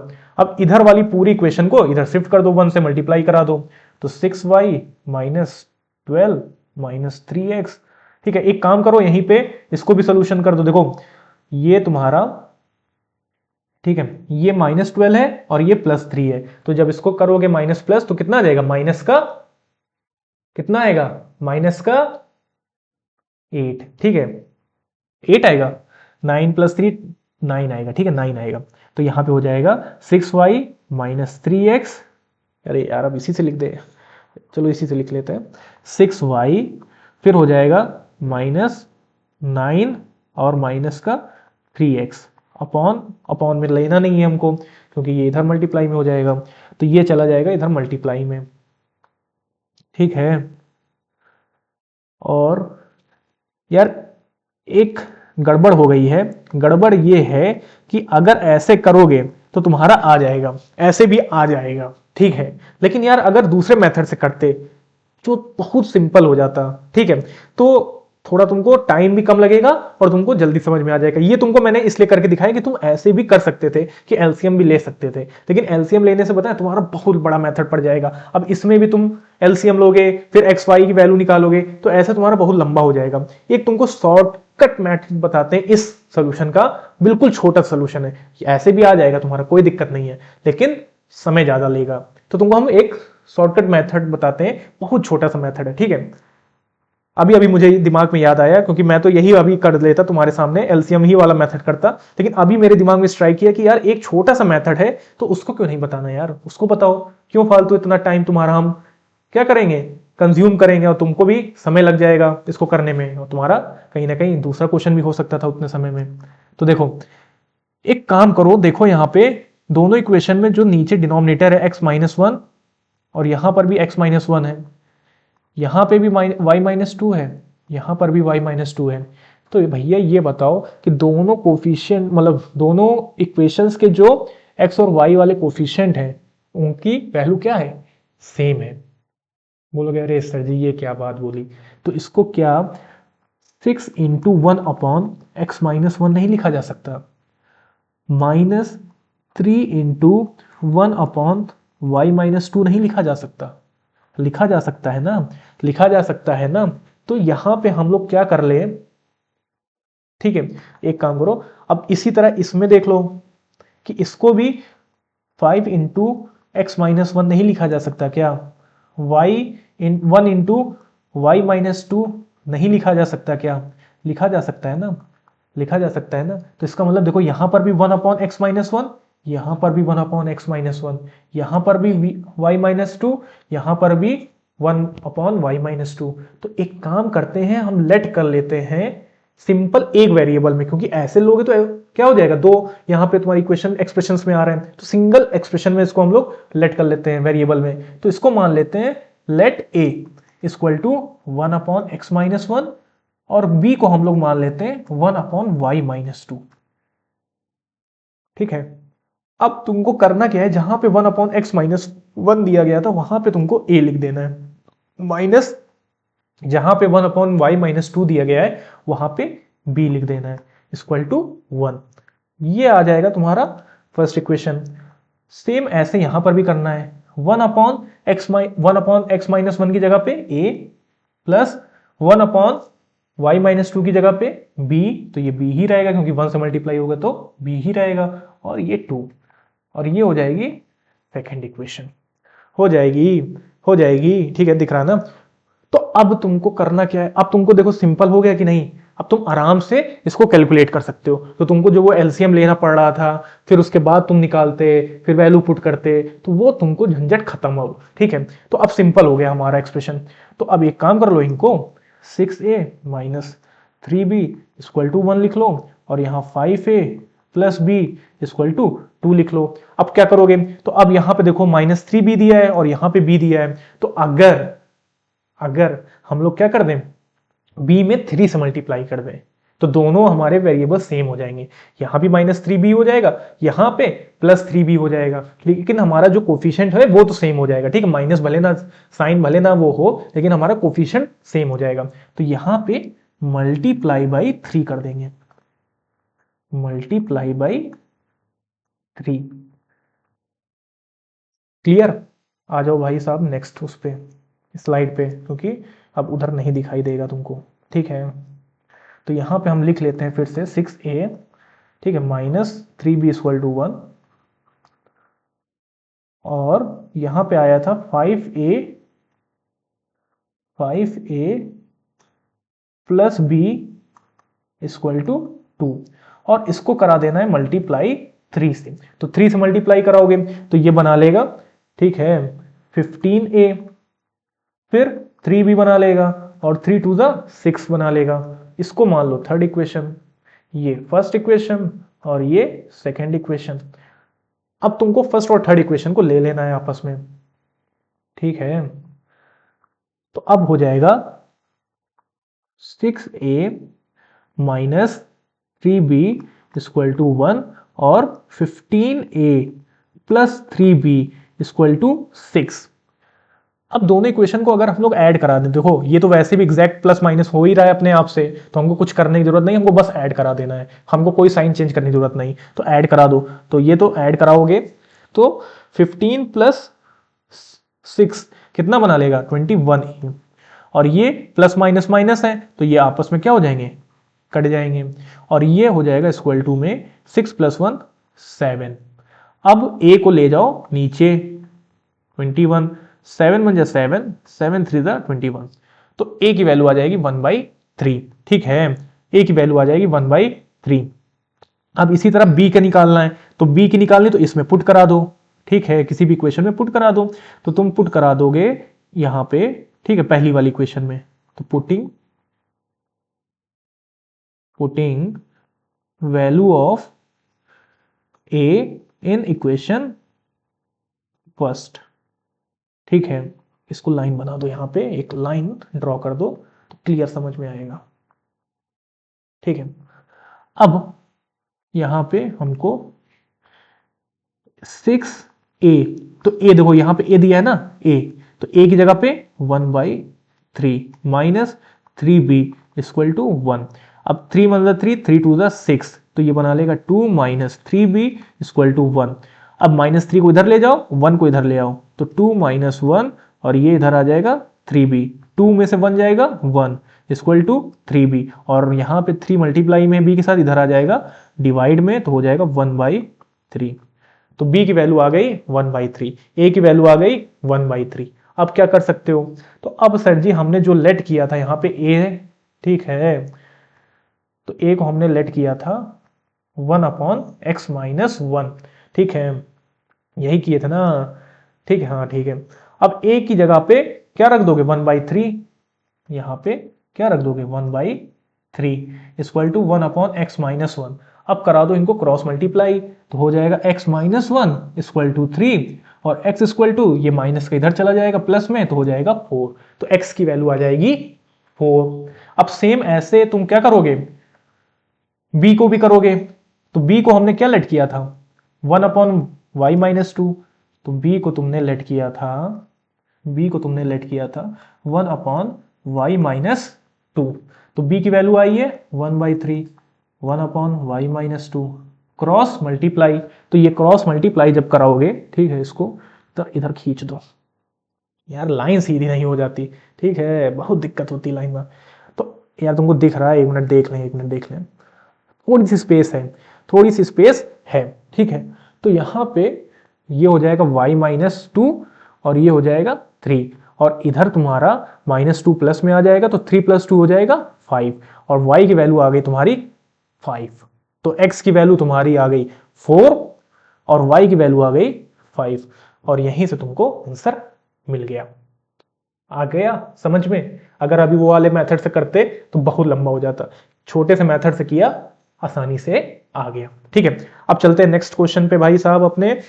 तो देखो यार, यहाँ पे तुमको दो मेथड से निकालना है, एक एलिमिनेशन मेथड से, एक सब्स्टिट्यूशन मेथड से। तो ये जो पहला वाला है ये होगा तुम्हारा होमवर्क, जिसको तुमको करना है, हमको होमवर्क में करके बताना है एलिमिनेशन मेथड से। ठीक है, हमको करके बताना तुम एलिमिनेशन मेथड से, तो सब्स्टिट्यूशन से तुमको हम करके बता दे रहे हैं, ये सेकंड वाला, ठीक है, ये सेकंड वाला। तो देखो x/2, ठीक है, यहां लिख लो x/2 plus 2y/3 equal to -1।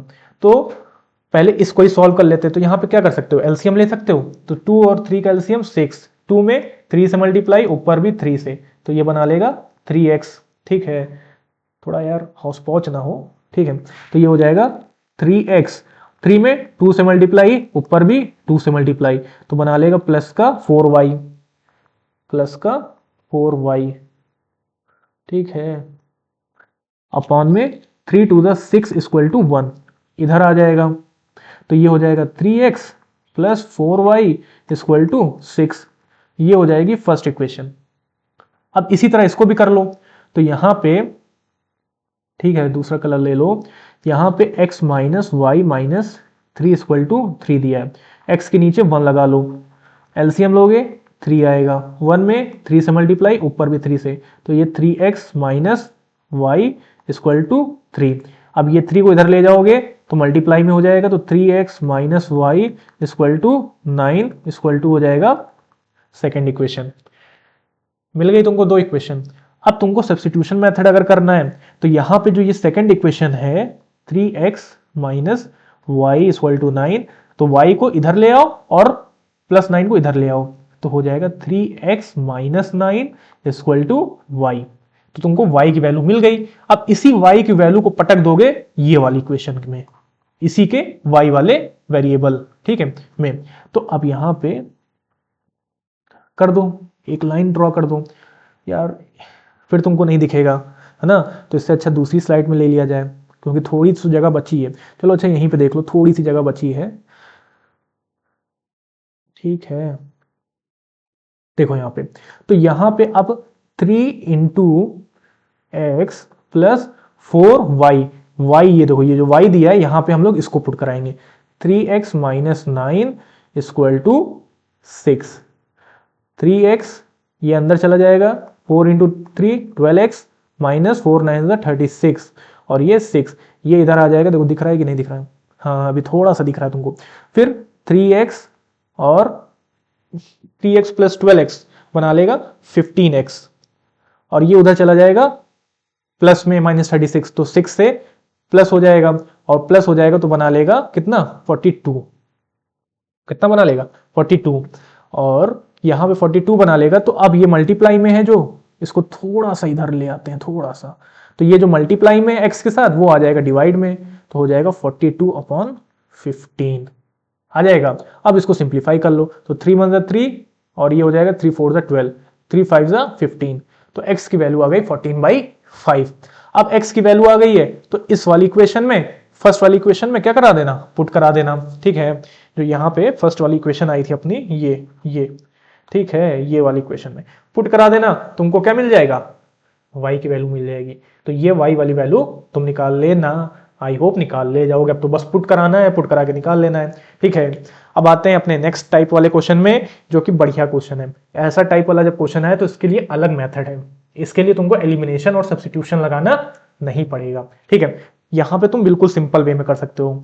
कैसे, तो देखो पहले तो टाइप समझो कि ये टाइप कौन सा है, तो पहले हम इक्वेशन लिख लेते हैं, 152x minus 378y equal to minus का 74, ठीक है। तो और फिर दूसरी इक्वेशन लिख लो, minus 378x plus 152y equal to 1604।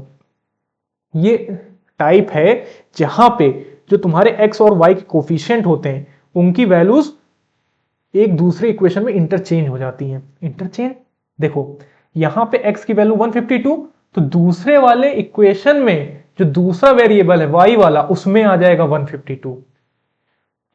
यहां पे y की वैल्यू माइनस 378, इसका इंटरचेंज हो जाएगा x वाले वेरिएबल में आ जाएगा माइनस 378। तो मतलब कि तुम्हारी वैल्यूज क्या हो रही हैं, इंटरचेंज हो रही हैं एक दूसरे वेरिएबल में। तो बस अगर ये टाइप का क्वेश्चन आ जाए तो तुमको बस एक बार इनको ऐड करा देना है और एक बार इनको सब्ट्रैक्ट करा देना है। तो पहले हम लोग इनको ऐड कराएंगे, adding equation first and second,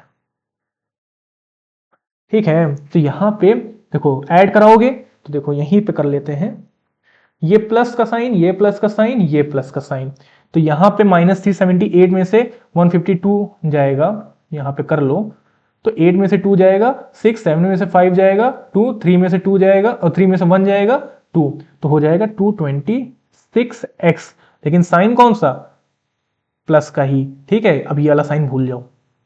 फिर यहां पे प्लस माइनस माइनस हो जाएगा, तो यहां पे 378 और 152, ठीक है, ठीक है।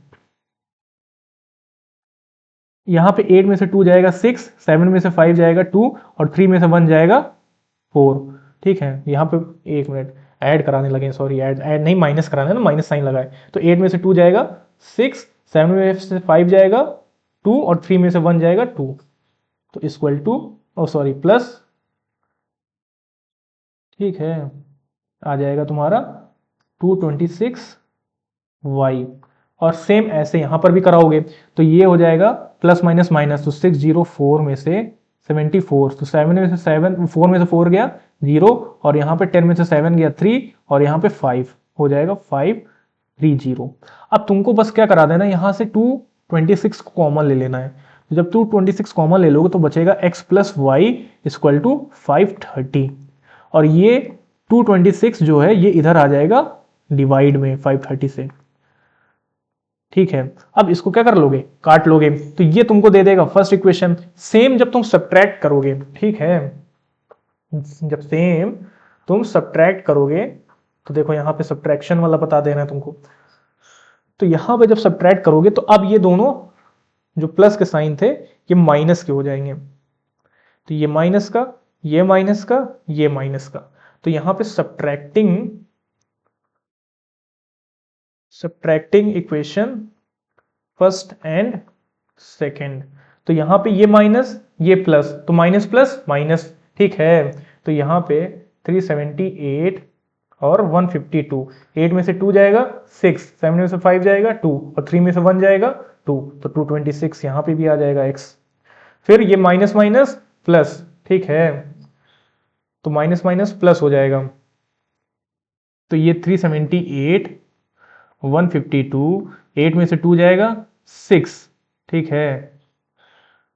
यार कुछ गड़बड़ तो नहीं हो रही, 8 में से 2 जाएगा 6, प्लस करना है ना यार, तो 10 हो जाएगा, ठीक है। एक मिनट एक मिनट, ठीक है ठीक है ठीक है ठीक है ठीक है। तो एक काम करना है, तो 378 और 152, 8 में से, ठीक है, माइनस माइनस प्लस हो जाएगा ना, 8 प्लस 2 10, 7 प्लस 6 हो जाएगा तुम्हारा 3 और यहाँ पे 13, और 4 और 530 हो जाएगा यार, यहाँ पे कुछ गड़बड़ हो रही क्या, तो माइनस 530 आएगा y का, और इक्वल टू ये माइनस, ठीक है। तो पहले एडिंग करा रहे थे हम लोग, ठीक है ठीक है, और एडिंग कराओगे तो यहाँ वो माइनस माइनस प्लस, तो यहाँ पे भी आ जाएगा 6 4 और 74, तो 8 7 6 हो जाएगा 678 माइनस का, और यहाँ पे यार तुम्हारा आना चाहिए 530, ठीक है, क्योंकि इन दोनों को भी जब ऐड कराओगे ना तो यहाँ पे आएगा 530x, 530x माइनस का आएगा, ठीक है, माइनस का आएगा। यार एक मिनट चेक कर लेने तो, कुछ गलती हो रही है क्या, देख ले कुछ गलती हो रही है क्या। एक मिनट ठीक है, यहाँ पे तुम्हारा आ जाएगा 226x, ठीक है, ठीक है, और ठीक है, एक मिनट,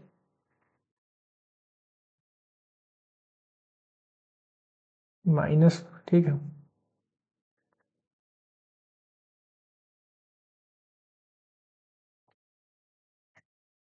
530, ठीक है।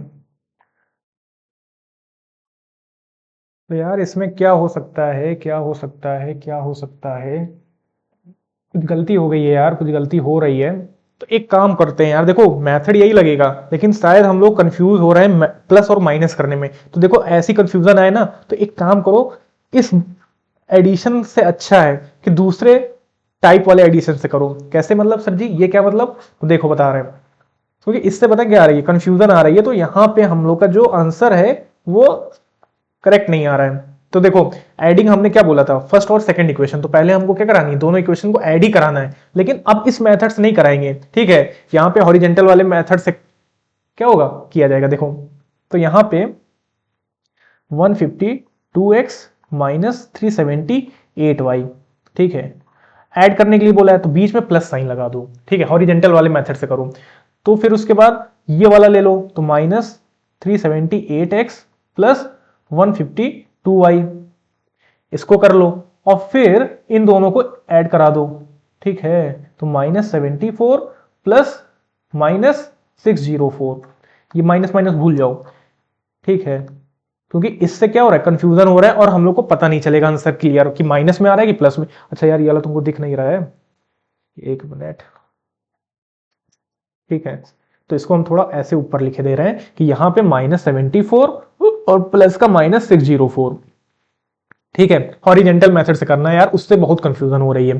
तो यहाँ पे अब इसको खोल लो, ओपन कर लो, तो 152x माइनस 378y, और ये प्लस माइनस माइनस बना लेगा, तो माइनस 378x, और ये प्लस प्लस बना लेगा 152y इक्वल टू, अब यहां पे करोगे तो आ जाएगा प्लस माइनस माइनस, तो -74 माइनस 604, अब इनको ऐड करा लो, तो 604 और 74, तो 678 माइनस साइन के साथ, तो माइनस साइन के साथ 678, ठीक है।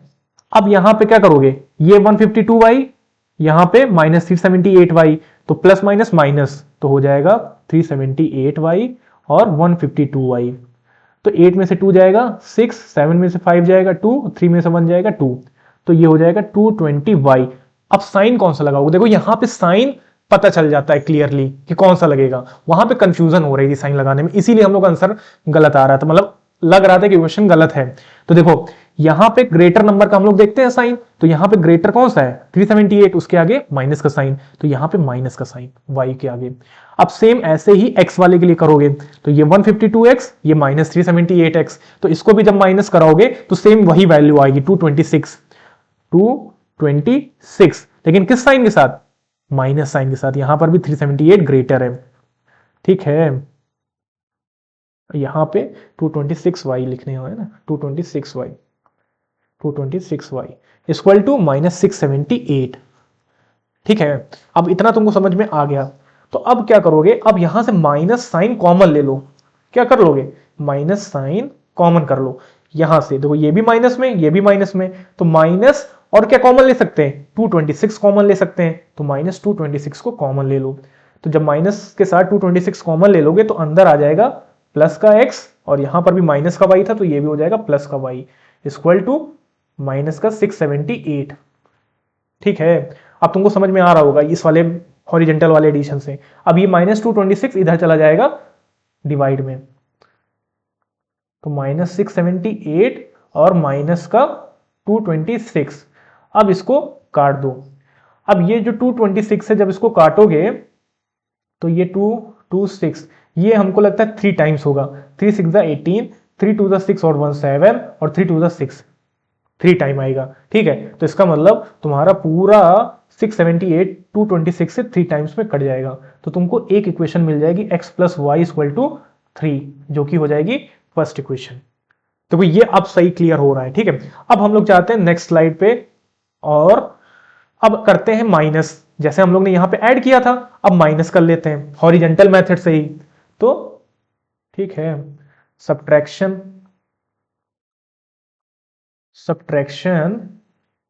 Equation first and second.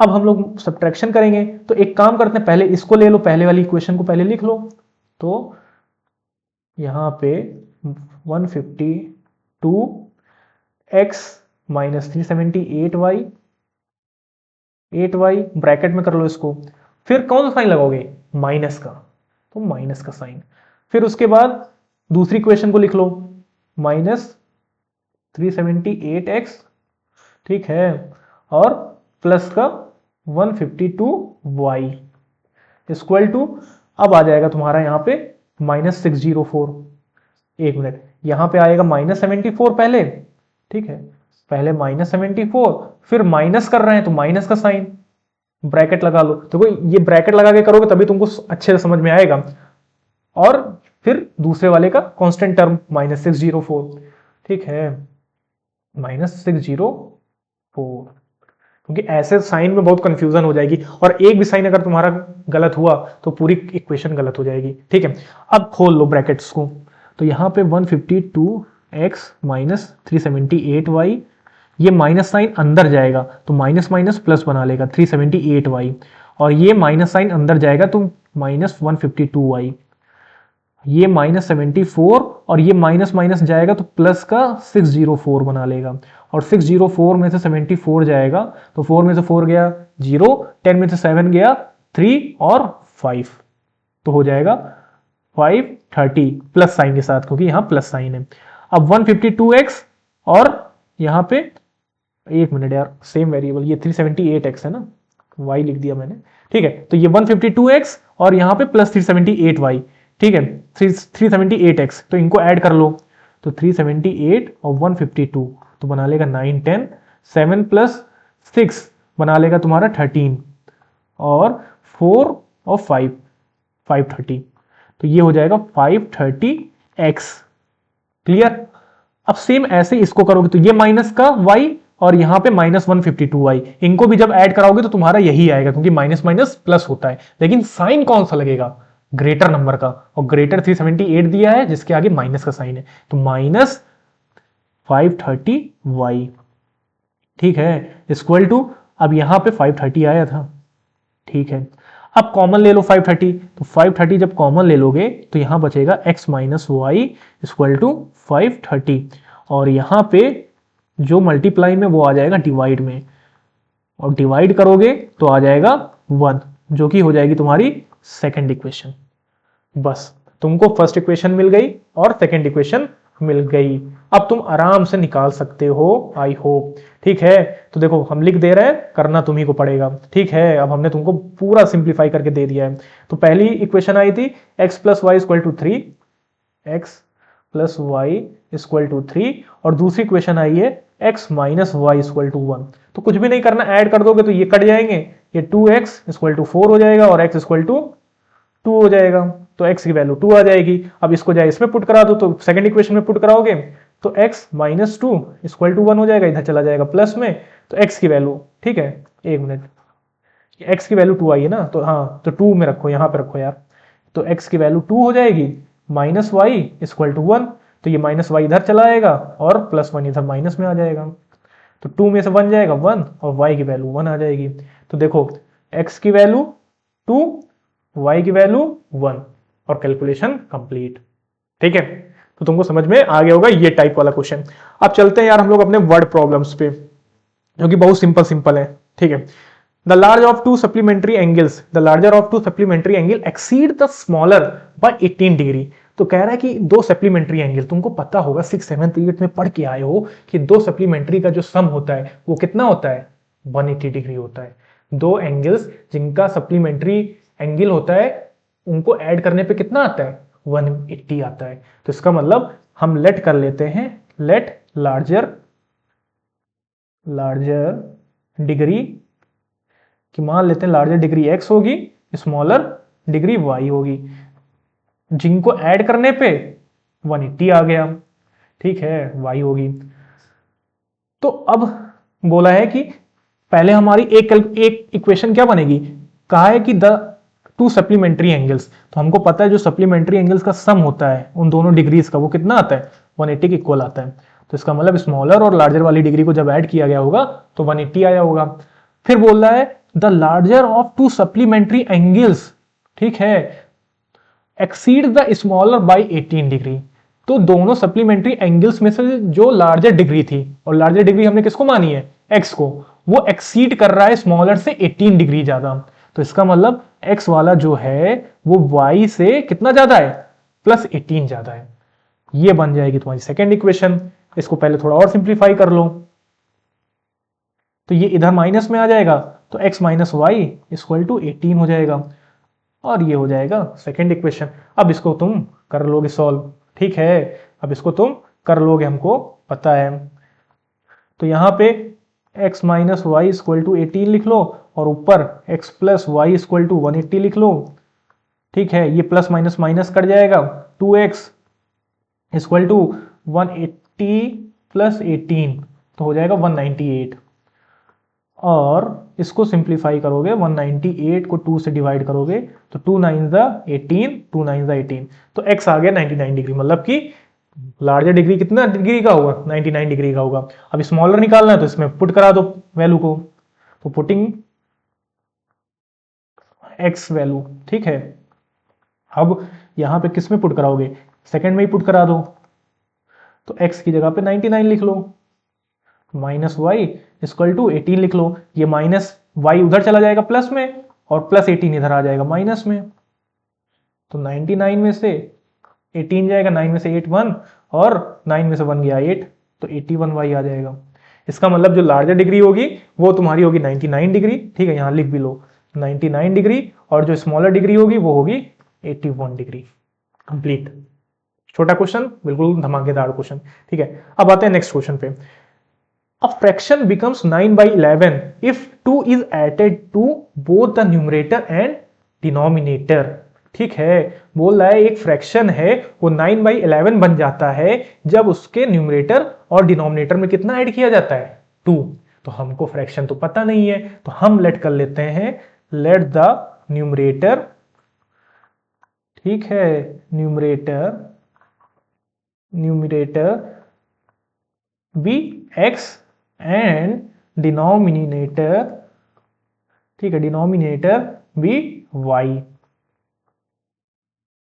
ठीक है, अब अगर जो फ्रैक्शन बनेगा, न्यूमरेटर को हमने x लेट कर लिया और डिनोमिनेटर को y लेट कर लिया, तो जब इसका फ्रैक्शन बनेगा तो वो किस फॉर्म में बनेगा? ऐसे तो बनेगा x अपॉन वाई, ऐसे फॉर्म में तो लिखा जाता है, x अपॉन वाई के फॉर्म में तो ही लिखा जाता है। अब बोल रहा है कि दोनों न्यूमरेटर और डिनोमिनेटर में कितना ऐड किया जा रहा है? 2, तो यहां पे 2 कर दो, +2, ठीक है, और +2, और इनको 2 पे ऐड करने पे कितना बन जा रहा है? 9/11 बन जा रहा है। पहला तुमको इक्वेशन कहीं ना कहीं मिल गया, अब तुमको बस क्रॉस मल्टीप्लाई करा देना है, तो ये हो जाएगा 11x + 2 = 9y + 2। अब इसको अंदर ले जाओ तो ये 11x, 11 2 ज़ा 22, 9 को अंदर ले जाओ 9y, 9 2 ज़ा 18। अब 11x वेरिएबल्स को एक तरफ, कांस्टेंट टर्म्स को एक तरफ, ये इधर आ जाएगा -9y और ये इधर चला जाएगा -22, ठीक है, और 22 में से 18 जाएगा, आ जाएगा -4। ये बना लेगा फर्स्ट इक्वेशन, ठीक है। अब इसी तरह तुम्हारी दूसरी इक्वेशन बनेगी क्या? देखो क्वेश्चन में कह रहा है if 3 is added to both the numerator and denominator it becomes 5/6।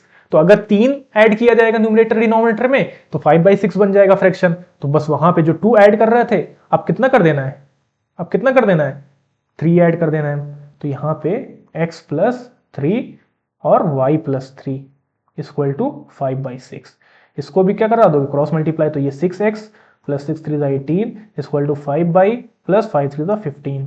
6x - 5y = 18 इधर जाएगा तो माइनस में हो जाएगा और यहां पे आ जाएगा -3। ये बना लेगा तुम्हारी सेकेंड इक्वेशन, और तुम्हारी दोनों इक्वेशंस आ गई हैं। ये एक आ गई तुम्हारी इक्वेशन, ठीक है, और दूसरी इक्वेशन आ गई है तुम्हारी ये वाली। और आई होप इसको अब तुम सॉल्व कर लोगे, ठीक है। ये तुम्हारे लिए होमवर्क में हो जाएगा। छोटे से इक्वेशन है यार, चाहे तुम सब्स्टिट्यूशन मेथड से कर लो, चाहे एलिमिनेशन मेथड से। अब आते हैं दूसरी वर्ड प्रॉब्लम पे। देखो कह रहा है द सम, अच्छे से सुनना, देखो यार बड़ा मजा आ रहा है तुमको, वर्ड प्रॉब्लम बहुत इजी है, बस तुमको स्टेटमेंट समझना है। एक बार तुम स्टेटमेंट समझना चालू कर दिए ना, तुम अपने आप से चीजें लट करना और उसको बनाना, इक्वेशन को सीख जाओगे। बस तुमको समझ में आना चाहिए कि वर्ड प्रॉब्लम कह क्या रही है, ठीक है, वर्ड प्रॉब्लम कह क्या रही है, और स्टेप बाय स्टेप तुमको बस वर्ड प्रॉब्लम को फॉलो करना है और तुम्हारी इक्वेशन खुद ही बन जाएगी। देखो कैसे बोला जा रहा है, the sum of the digits of a 2 digit number is 9। The sum of the digits of a 2 digit number. तो पहले एक चीज बताओ, 2 डिजिट का जो नंबर बनता है उसमें क्या होता है? 2, मान लो ये तुम्हारा नंबर है 23। तो 23 को जब लिखा जाता है तुम्हारा, ठीक है, नंबर फॉर्म में, तो कैसे लिखा जाता है? तो 2 × 10s + 3 × 1s, ऐसा ही लिखा जाता है। इसका मतलब टेंस में हम लोग क्या कर देंगे? 10 ऐड कर देते हैं और वंस में 1 मल्टीप्लाई कर देते हैं। तो ये बना लेता है 20 + 3, जो कि बन जाता है हमारा नंबर 23, ठीक है। तुम्हारा ये जो नंबर पढ़े न्यूमेरल सिस्टम, ठीक है, ये सब तुम्हारा वही है यहां पे। तो ये बना लिया तुम्हारा 23। अब देखो तुमको ये चीज पता हो जानी चाहिए कि जो यहां पे पहले वाले नंबर से मल्टीप्लाई होता है वो टेंस में मल्टीप्लाई होता है, लास्ट वाले में 1 से। तो वही यहां पे कह रहा है कि the sum of the digits of a 2 digit number is 9। तो यार देखो हमको डिजिट्स पता नहीं है, हमको डिजिट्स पता नहीं है, तो हम लेट कर लेंगे, let digits be x and y, ठीक है। हमको डिजिट्स पता नहीं तो हमने लेट कर लिया x एंड y। फिर क्या है, कह रहा है एक एक चीज पढ़ोगे ध्यान से, the sum of the digits of a 2 digit number. तो उनकी जो डिजिट्स का सम है वो कितना दिया गया है? 9। कंफ्यूज मत होना, ये यही स्टेटमेंट में कंफ्यूज हो जाओगे। क्या कह रहा है देखो ध्यान से, the sum of the digits of a 2 digit number, इसको भूल जाओ। मतलब ये कह रहा है कि 2 डिजिट नंबर जो है, जो तुम्हारा 2 डिजिट का नंबर है, उनकी जो डिजिट्स हैं उनका सम 9 है। तो इसका मतलब x + y = 9 है। ये फर्स्ट इक्वेशन, ठीक है। अब दूसरा इक्वेशन भी हमको चाहिए, तो वो दूसरे पार्ट में मिलेगा। पढ़ते हैं क्या है। Also 9 time this number is twice the number obtained by reversing the order of the digits. अरे सर जी ये क्या क्या कर दिया आपने।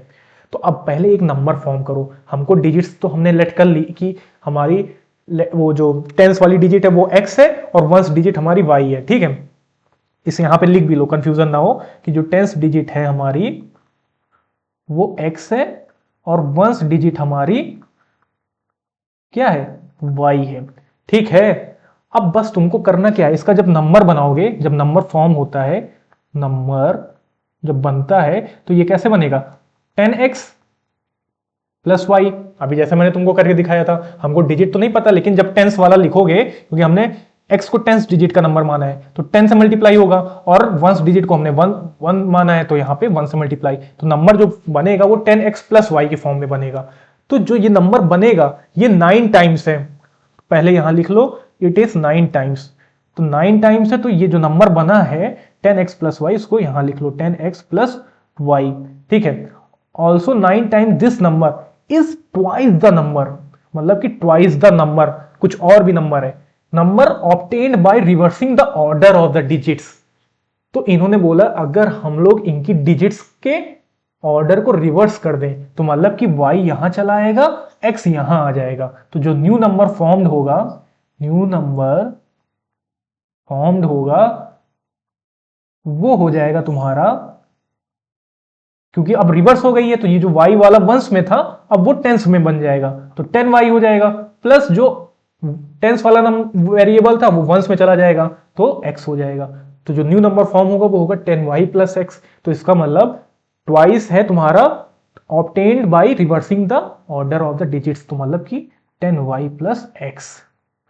अब तुमको बस इसको अंदर ले जाना है, तो ये 90x plus 9y equal to 20y plus 2x, ये इधर आ जाएगा तो हो जाएगा माइनस में 90x माइनस 2x, और ये इधर आ जाएगा 20y माइनस 9y, तो ये बना लेगा 88x, और ये बना लेगा 11y। अब इधर ले आओ, ठीक है, तो ये हो जाएगा तुम्हारा, कुछ कांस्टेंट टर्म नहीं बचेगा क्या, ठीक है ही नहीं होगा, तो ये 88x अपॉन में y ले आओगे तो 11, तो ये तुम्हारा सब्स्टिट्यूशन मेथड से निकल आएगा। अब तुमको y तुमने 88x अपॉन 11 निकाल लिया है, अब इसको तुम क्या करा देना, इस वाले में फर्स्ट इक्वेशन में पुट करा देना, तो तुमको दूसरा मिल जाएगा, तुमको दूसरा मिल जाएगा, ठीक है। तो जैसे अगर पुट भी करा देते हो तो बस 1 मिनट और लगेगा, तो जैसे चलो हम पुट करा के भी तुमको दिखा देते हैं, पुटिंग वैल्यू ऑफ किसकी है, y निकाला है ना हमने, y इन इक्वेशन फर्स्ट, ठीक है।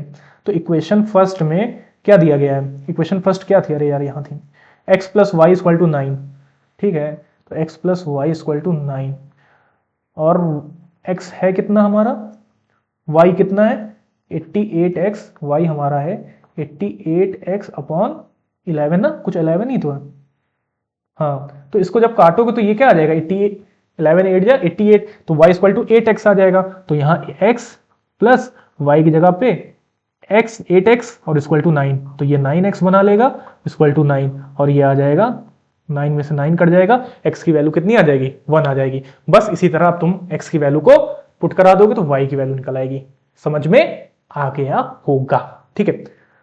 अब आते हैं नेक्स्ट क्वेश्चन पे, इसका हम तुमको क्या बता देंगे, इक्वेशन बना के दिखा देंगे, हमको कमेंट सेक्शन में इसका आंसर चाहिए, ठीक है। तो देखो कह रहा है Meena went to a bank to withdraw 2000 rupees. She asked the cashier to give her 50 and 100 rupees note only. मतलब वो गई बैंक और उसने 2000 रुपए निकाला, और उसने बैंक वाले से इतना बोला कि भैया हमको 2000 रुपए दो निकाल के, लेकिन जो नोट्स होनी चाहिए वो या तो 50 की नोट होनी चाहिए या तो वो 100 की नोट होनी चाहिए। अगर तुम हमको 2000 रुपए दे रहे हो तो हमको जब 2000 रुपए दो तो उसमें से जो नोट्स होनी चाहिए वो या तो सिर्फ मतलब या 50 की भी हो और उसमें 100 की भी हो, ठीक है। तो हमको जो नोट्स मिलेंगी वो 50 वाली नोट मिलेंगी और 100 वाली नोट मिलेंगी, जिनको हम ऐड कराएंगे तब हमारा 2000 रुपए आएगा, ठीक है। फिर उसने कहा कि Meena got 25 notes in all, इसका मतलब उसको जो टोटल नोट्स मिली वो 25 नोट मिली, जिनको ऐड करने पे, उन नोट्स को ऐड करने पे वैल्यू कितनी आ रही होगी, 2000।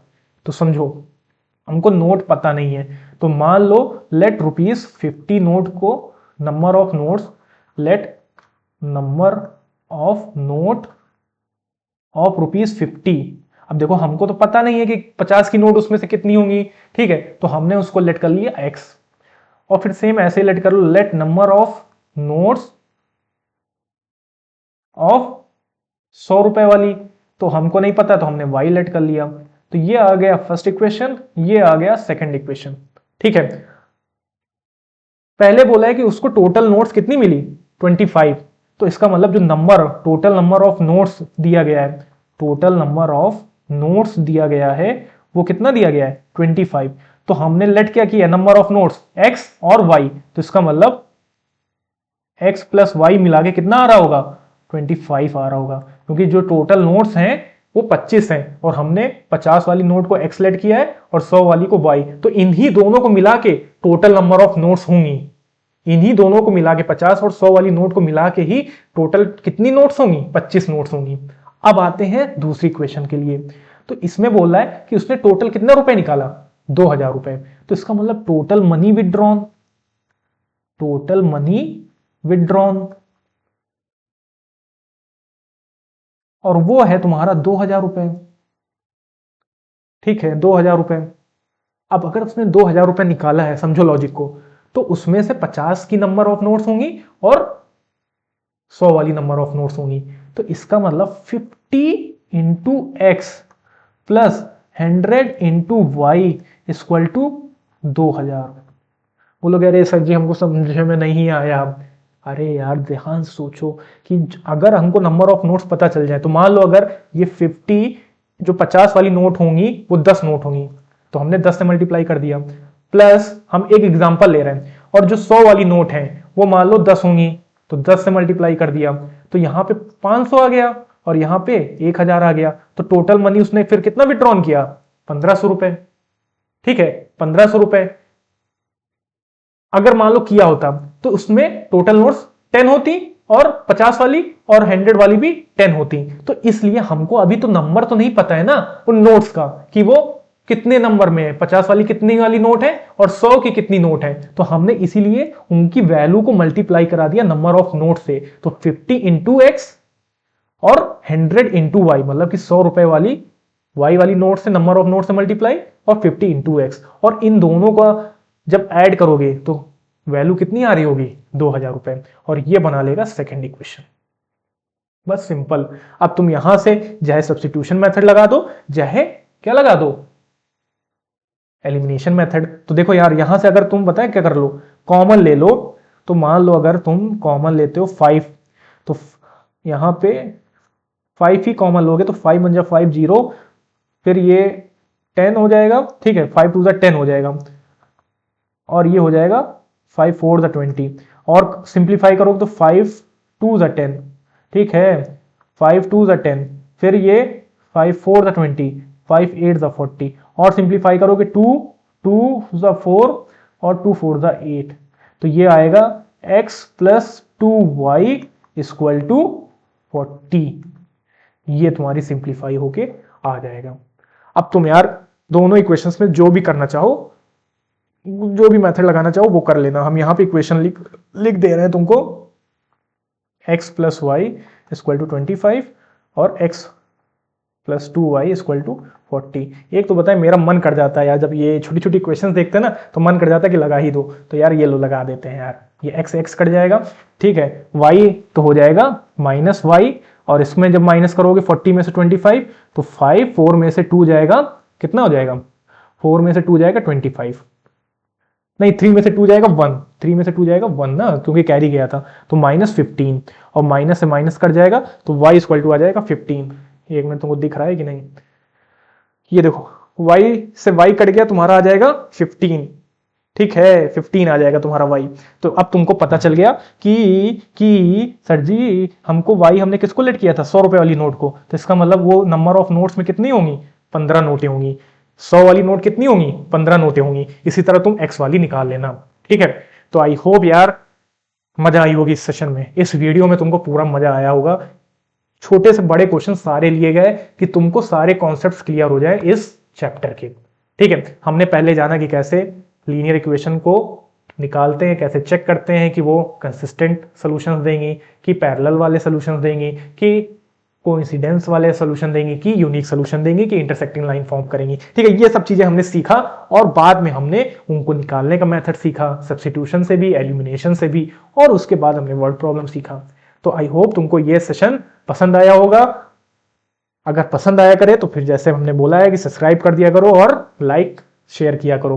तो मिलते हैं हम लोग नेक्स्ट वीडियो में। ठीक है, थैंक यू वाले भैया आ गए अपने, थैंक यू लेके मेहनत करते रहना, प्रीवियस ईयर पेपर लगाते रहना, क्योंकि वही तुमको कॉन्फिडेंस देगा। ठीक है, और तुमको पता भी चल जाएगा कि बोर्ड किन टाइप्स के क्वेश्चंस को पूछता है। तो चलो मिलते हैं नेक्स्ट वीडियो में। Thank you.